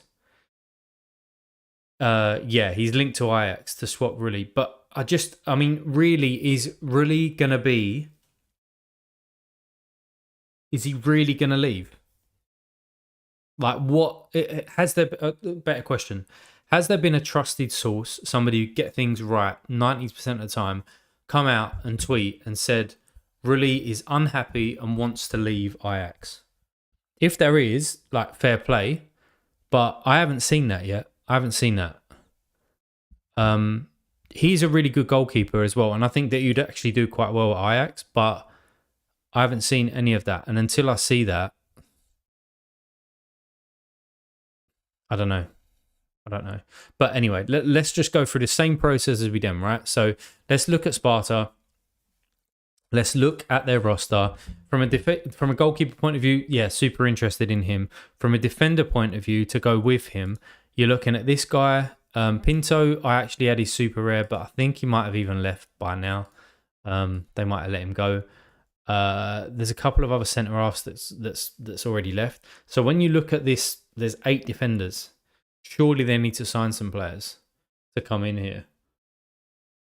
That worries me from a defensive point of view. Now, from a forward point of view, you're looking at a couple of players, right? You're looking at him, you're looking at Sato, and that's it. And then from a forward point of view, you're looking at him and him. So, midfielder point of view, now the scores ain't amazing here. For a super, it could be okay because he does okay in certain games. His super is probably, I'd say I wouldn't pay more than 0.2. Yeah, all right, it's that price, but I still wouldn't want that as a go to. Now he really interests me. Sato really interests me just because, well, not just because he obviously links well with Ito from a super rare point of view. Let's just go to all of his appearances at Sparta and let's go to where he starts. Like that is promising for me. Do you know what I mean? And I'm guaranteed that some of these games that Vito has had the assist, or vice versa. So I think that makes sense from a striker point of view, from an attacking stack point of view. Sigurdur, if I've said that right, apologies if I haven't, mate. You can look at Alphonse Tempted to cheat there too. Likely to take the left foot spot if Brentford spell. Had insane scores back in Norway. Tempted. Yeah, so he was sharing right back with Brennett last year. They was kind of chopping and changing, and he just come in and took his position back. I think that, yeah, you're right, that if they do sell him, I think that he just comes back in. Sparta will get lots of goals against coming season. Yeah, that's why I'd stick away from his defenders. Now, what's annoying, and I don't think this is actually right from a scoring matrix point of view, is that I'm going to slouch down again, so I might have to change my camera.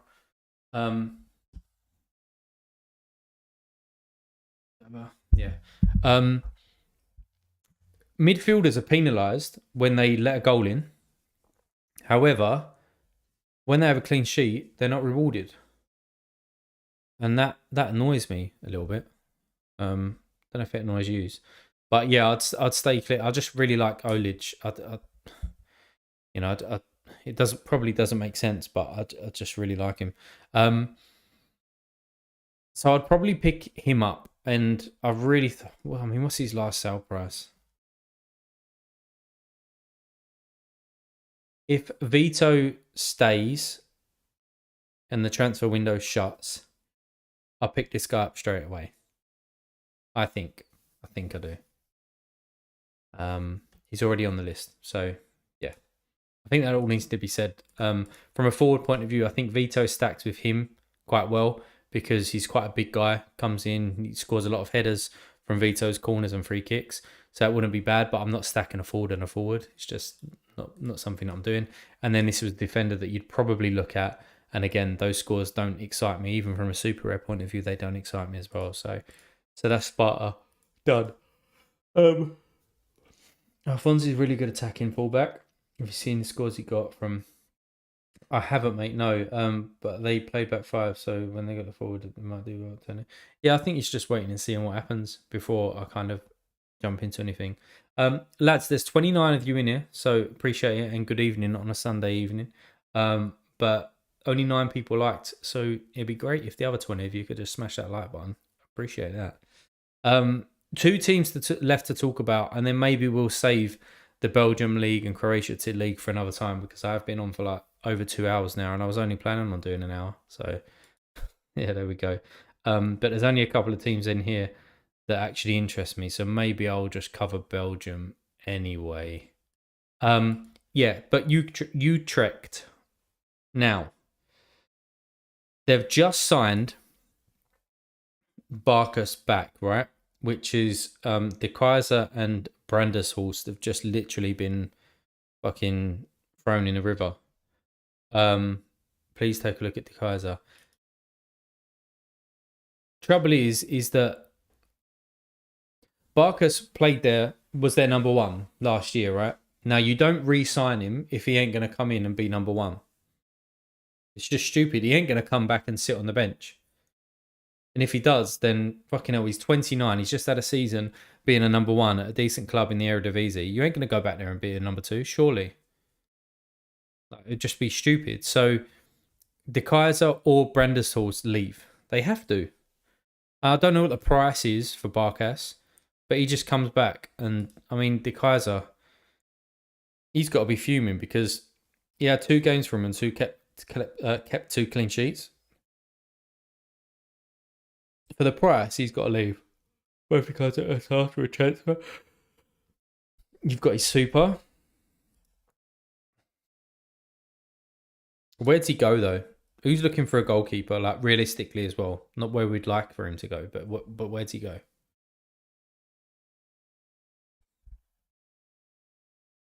I mean, it'd be a decent, like for that price, it'd be decent to pick him up, especially with under 23 if he does get a move. I'd be surprised if people haven't picked up on that. Like two sold in the last whatever. That guy's he's got a big gallery, isn't he? Yeah, I've tried offering him before. But the technical manager said they don't want to let Branislaus go, but they will let. But they will. Sorry, I've got that sign in my way. But they will with the guys. Like, say I had, if I had 5 ETH sitting in my account just chilling, I would probably pick one of these guys up because I think that he could triple in price if he goes somewhere decent, obviously being under 23 and becoming a starting goalkeeper, but I don't. So, from a defender point of view, like who would you stack with their goalkeeper? It looks like score wise, there's a couple. Now, have they signed anybody that's going to come in and just be like their number, like their first name on the sheet? That those scores don't excite me there. What's he play as a right back? Don't excite me enough. Looks like a decent super rare pickup though, because he does have them spikes, but consistently not enough. This guy, I mean, fuck knows, but he's that cheap, so it's got to be a reason. Vergrieva, really? What this guy starts all the time? Did he suffer with injuries or something last year? Looks like he's a threat from set pieces, but I'm not sure on him. For that price though, for a super rare, somebody's looking for somebody to. Well, if you're coming into super rares, it looks decent. Like nothing stands out to me there though, unless I'm massively missing somebody, or like one of their new signings. I don't think I am looking at their roster. Tornstra, if you're playing cap modes, maybe him. Taylor Booth, man, fuck's sake, he needs to do something this year. There's nobody else that stands out there from a midfielder point of view, but from a forward point of view, maybe him and maybe him. Look at the attack. Yeah, who in particular?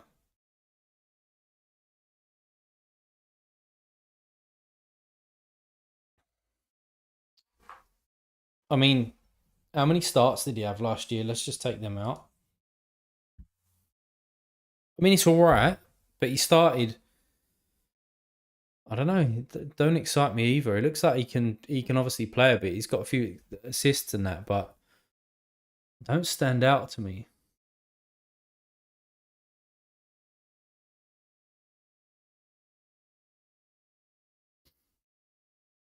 He don't stand out to me, and for that, no. Taylor Booth. Fuck's sake! You need to get back to this. This is where I bought him at. 0.3 I paid for him. I got his number 1 jersey. Just needs to start doing something again. Come on, man. Or leave, go somewhere else and do something. He's probably the striker you want, right? Ollie Remy won't start. Last season, he was top goal scorer. Lindbergh will be Lidberg? He wasn't on there. Oh yeah, he was. Didn't open him up. Do you think this guy is going to be their number 1? Like number 1 forward? I mean, no one stands out. Just no one stands out, guys. He looks the best of a bad bunch. Is there anybody else that they've signed that's like fucking banging that we've missed?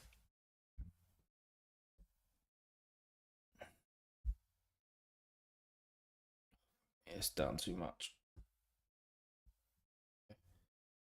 Yeah, he's very bad. Yeah, from a forward point of view, even though I've already got like a piece of that puzzle, I've already got Booth. Don't like it. Don't like it. Heronveen. So as I said earlier, right, the only stack that I'd go back to, and I had Nopper rare, and then I had Botch is super rare. You could probably see it in here. Um, yeah, here. And I made a trade and I actually bought a Sario super rare. And looking back, well, you can tell there by the valuation on that day, it was kind of similar, but the valuations now, yeah, it's not ideal because Sario got. Sorry, guys, I know I keep yawning. I am fucking tired. Since I bought him, I bought him like here. You can see what's happened. So I've just got to trust the process. I know why I bought him, so let's just see what happens. But yeah, the only stack that I'd go for there is Nopper and Botch, and I think it's a really solid stack. So what's Nopper's price? 0.35, 0.3. Like, it's still decent. Like I still like it. And you could even then go Botch, Nopper, and Hay as well, because this guy still does well even when they get smashed. That's very decent. And what's his price? They did get a lot of new players. Yeah, let's wait and see. Tom Hay is the man here. Yeah, he is. Is he linked away for that price as well? I think that's very good. His super's probably what, 0.8? Traded 10 days ago. All right, you can't really work that out because there's a few players in there.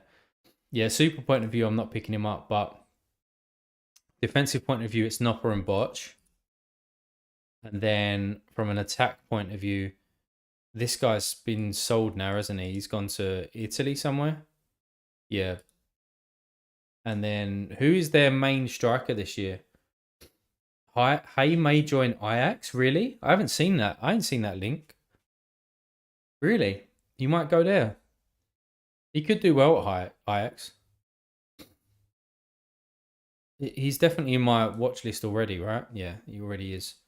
He's one that I just might pick up as a standalone if I don't go for like a midfield and a forward stack. But I don't think they've got anybody there who's decent now from a forward position. Oh, it's rumours. All right, fair enough. They've got him, and that's it. Have they made any signings? Eravine transfers. Spelled that wrong, I know. Football transfers.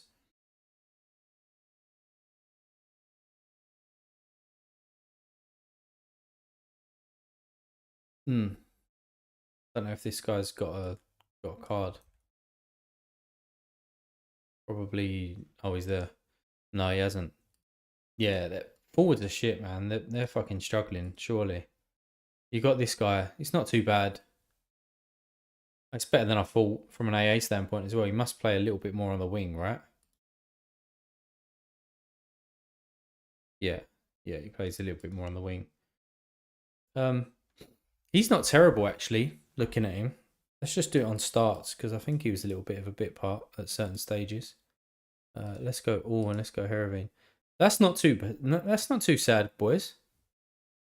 I mean, his price though, is that because of his age? It's because of his age. I'm not going to be buying under 23s unless they're a bit of a bargain. So I think Herenveen go. I think Herenveen are gone. Belgium League, I'm going to fly through these ones. Genk, I'll probably... Yeah, I mean, depending on price, right? So let's just do this. Let's go Genk because I'm genuinely interested. Let's go Union because I'm genuinely interested in them. Antwerp, potentially because of Toby. Club Brugge, nope. Ghent, nope. Westerlo, nope. Standard, nope, nope, nope. From a super rare point of view, OHL, maybe. Michelin, no, from a defender point of view. Potentially from a stacking forward, but I think there's better elsewhere. So they're the only three teams that I'd look at here. So Genk, trouble is with this is that I'm not going to buy Vanderbilt. Now, I had Munoz the other year, last year, and I had Pansel as well, and they was kind of like my stack from a defensive and a forward point of view, but they played on the right side of the pitch, and they was often either on the overlap or the underlap, and they was linking together quite well, so there was assists there. They done well for me. So the only two players, and then Hainan as well would be in the midfield, but I didn't own him. The other one is this guy from a forward point of view that I definitely want, but looking at his price, it's going to be expensive. And I think that, well, I just haven't got the ETH. If I had the ETH, I'd potentially look at him. So Genk's obviously a very, very good stack to have, as you can tell there from their recent game. But I'm not going to be buying their goalkeeper. So I would probably pass unless I go Hainan and Pencil. What price is Pencil? Maybe 0.2. I don't think that's a bad price. Yeah, Federa looks like really good. But Pencil, maybe. I'll put him in there because I do, even from a standalone forward point of view, I think that he's good to have. Now Munoz, he's been linked somewhere else.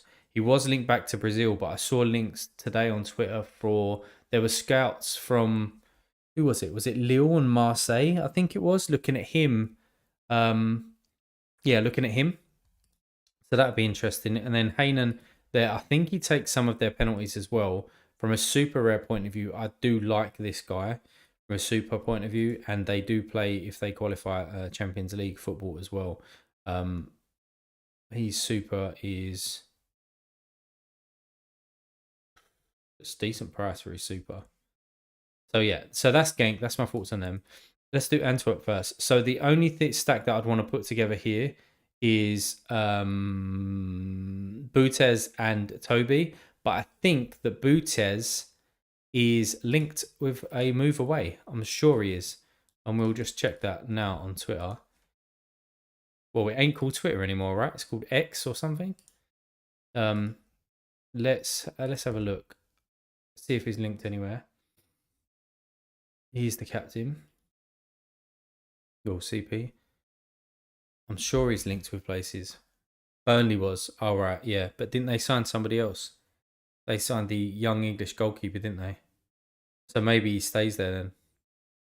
What's his price? Well, you ain't going to be paying that, right? Oh, somebody paid 0.4. It's not bad. It's not bad when you're linking him with Toby, who can really spike and he's a goal threat. And I think he takes some of their penalties as well, which is a bit random. See, I like him. That's okay. That's okay. I'm going to put them both on there so that we can just recap at the end. EU.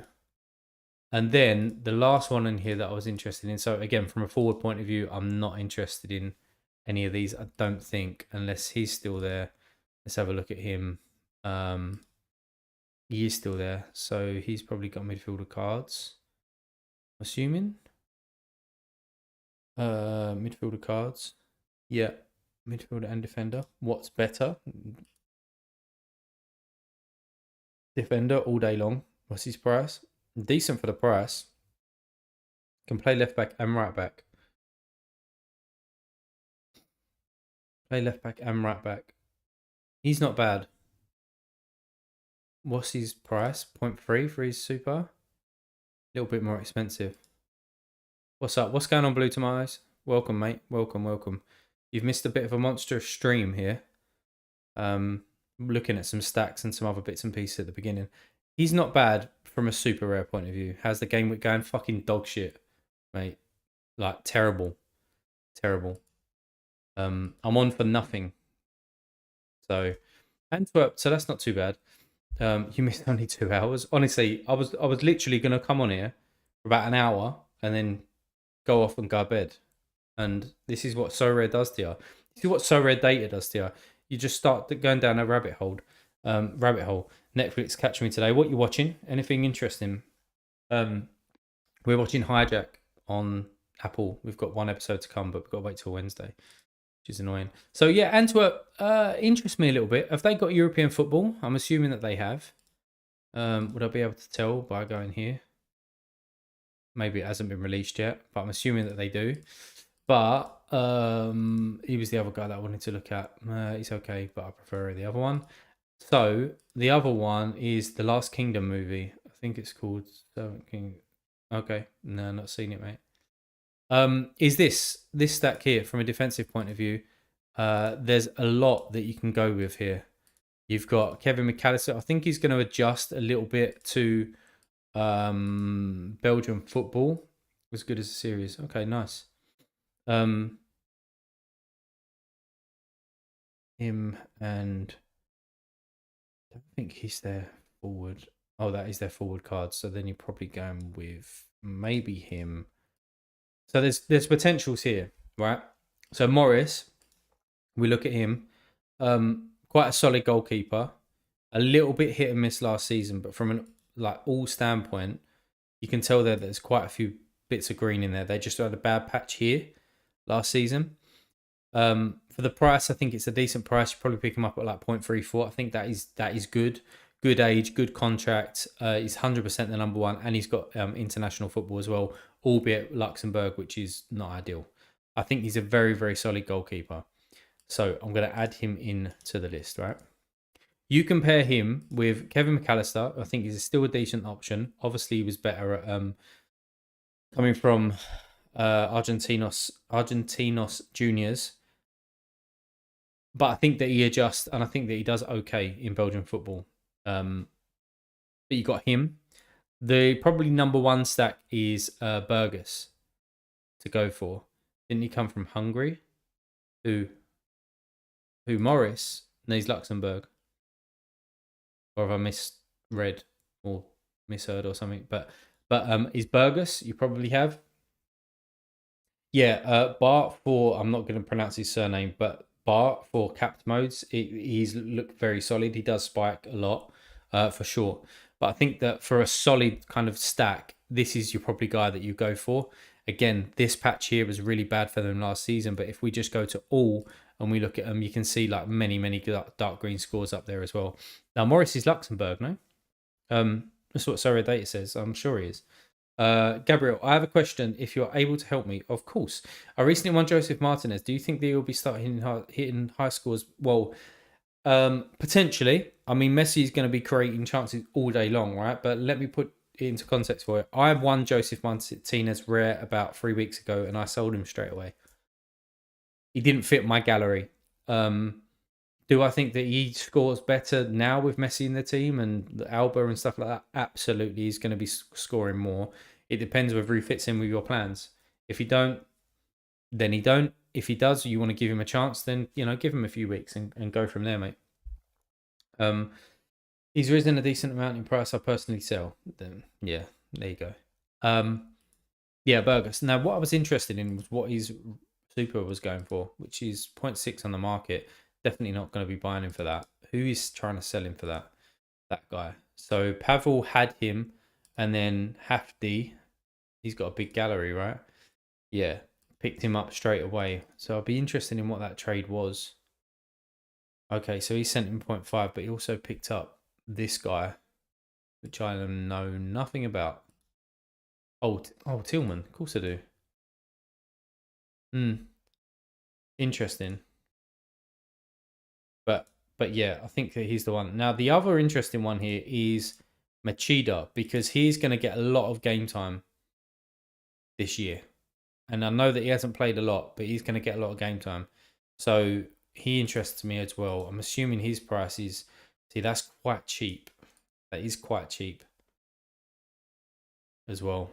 But the one that I'd probably want is this guy. So let's put him in. So from a forward point of view, this guy, it's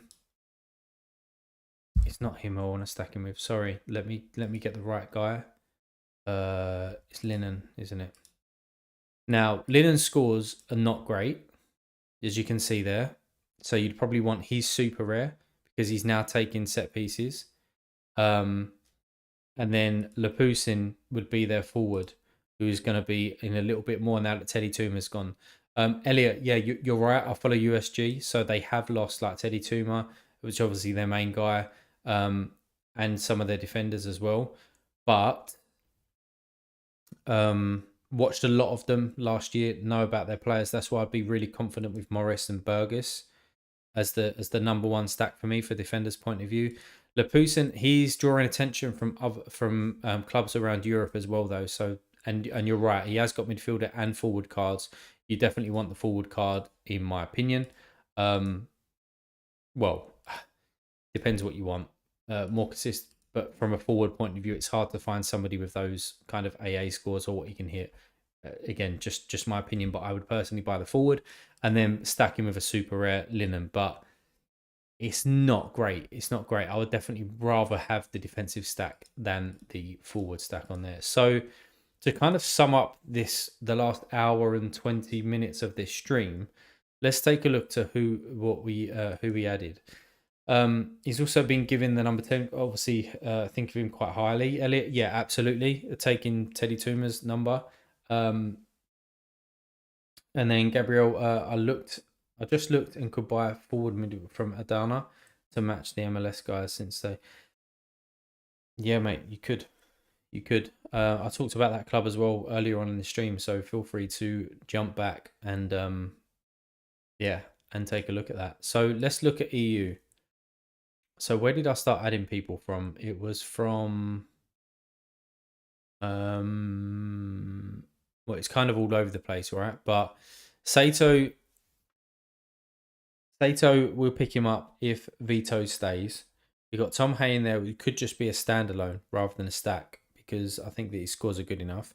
There are some Champion Europe stacks that I'm looking at as well. You can see Alex Garcia in there, along with Daley Blind from a defender and a midfield stack point of view, which is not kind of something that I normally go to, but that's potential. You got Eating in here that I'm keeping an eye on because he's potentially going to 20. I don't know if someone in the chat can confirm that he's actually signed, but that is certainly one to look at to fill the gap from Zeruki, if I've said his name right. I was just looking at a few of these guys from price points of view. You got Simansky in there that you'd link with Tadic, but again, I think I'm priced out of that. I was looking at Mendy. I'm also looking from a Champion Europe point of view, and I'll probably do another like stream on this. But Son and Madison would be one as a Spurs fan. Anybody else? Griezmann in there. If Højbjerg goes to Atletico Madrid, I'd be interested in pairing them two together. But again, I'm priced out at the moment from where I am. Bakasetas is in there, but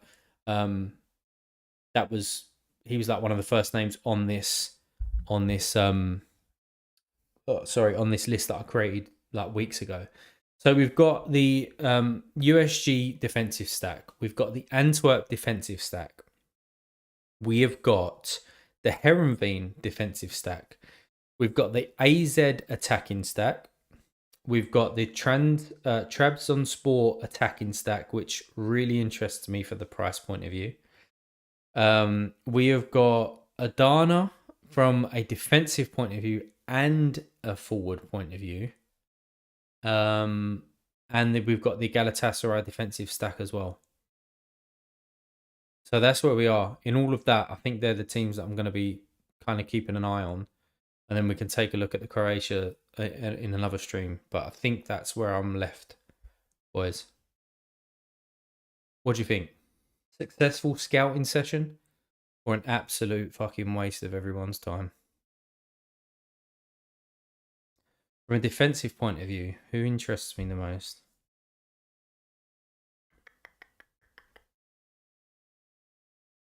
Who did I say that I was going to be pairing? Who from Adana did I say? From a defender's point of view? Ah, it's Rodriguez, wasn't it? Oh, he's not in that list, is he? There you go. He interests me. He interests me. I wonder if I'll be able to price him off of anyone. But anyway, there we go, boys. That's where I'm at. So I'll do a little bit more digging and probably clean up this list a little bit now. Visca could 100% be coming in soon. I might even get involved in that auction as well. But yeah, anything that I've missed? Any teams that I've missed, lads? From a challenger point of view. If I have, leave a comment in the stream. But you aren't selling your MLS players, aren't you? Blue Tomatoes? No, I'm not. No, I'm not, mate. I've got about 0.25 in the gallery in the what's it called? In the wallet in the bank so far at the moment. The only thing that I would potentially be doing is selling. Oh yeah, Portugal. Fuck me, Rail. Yeah, I'll look at them. I'll look at them on another stream. Totally forgot about that league. Jesus, I don't know why. That team that Laird has, Michelin, yeah, not for me. I think that they'll do okay, but it's not for me, that team. I've looked at it in the past. The only thing that I'll potentially do is sell Preciodo. That's how you say his name. If he continues to score, and like I would sell him in the hype, although I wouldn't mind keeping him. Potentially selling Savarino's #1 card. So then basically buy him back and then get a bit more ETH, because the #1 card don't really bother me. But obviously I would sell it for a decent price. I wouldn't sell any of my goalkeepers because I think that their price is fucking on the floor. It's mad. So yeah, I would make a little bit here and there, but not too much, mate. I don't plan on doing it. The other stack that I could do, because I already have Teddy Tuma and I plan on keeping him, and I'm interested in his super as well. By the way, I just couldn't get a decent price on it the other day when I was bartering with people, even. He's pairing him with Johnny Ito. Potentially could do that.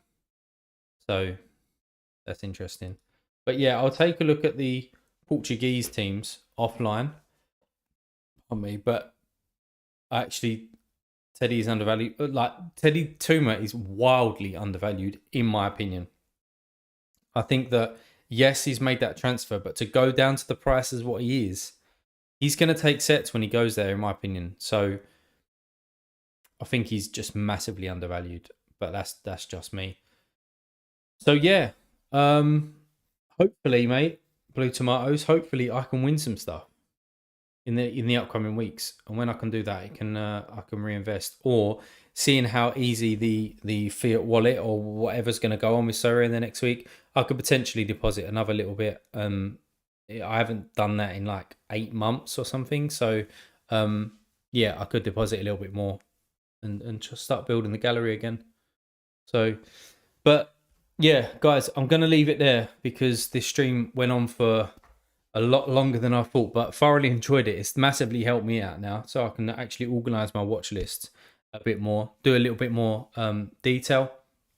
Appreciate for everybody who's joined, everybody who's catching up and actually watched this last 2.5 hours as well on video. I appreciate it. Leave a comment down below if I've missed anyone. Leave a comment down below if I've gone through like your favorite stacks, or what defensive stack and what attacking stack was you go for out of all the ones that I've listed, and have I missed anyone? So yeah, have a good evening, guys. I will be back probably at some point this week. If you don't follow me on Twitter, go ahead and do that, because I do tweet out some of the stuff that I'm doing and some of the transactions that I'm making at the Parrot Press. If you're not subscribed, please hit that subscribe button. If you liked the stream, hit that like button. And good evening, boys. Good luck for this game week as well. And I'll see you in the future.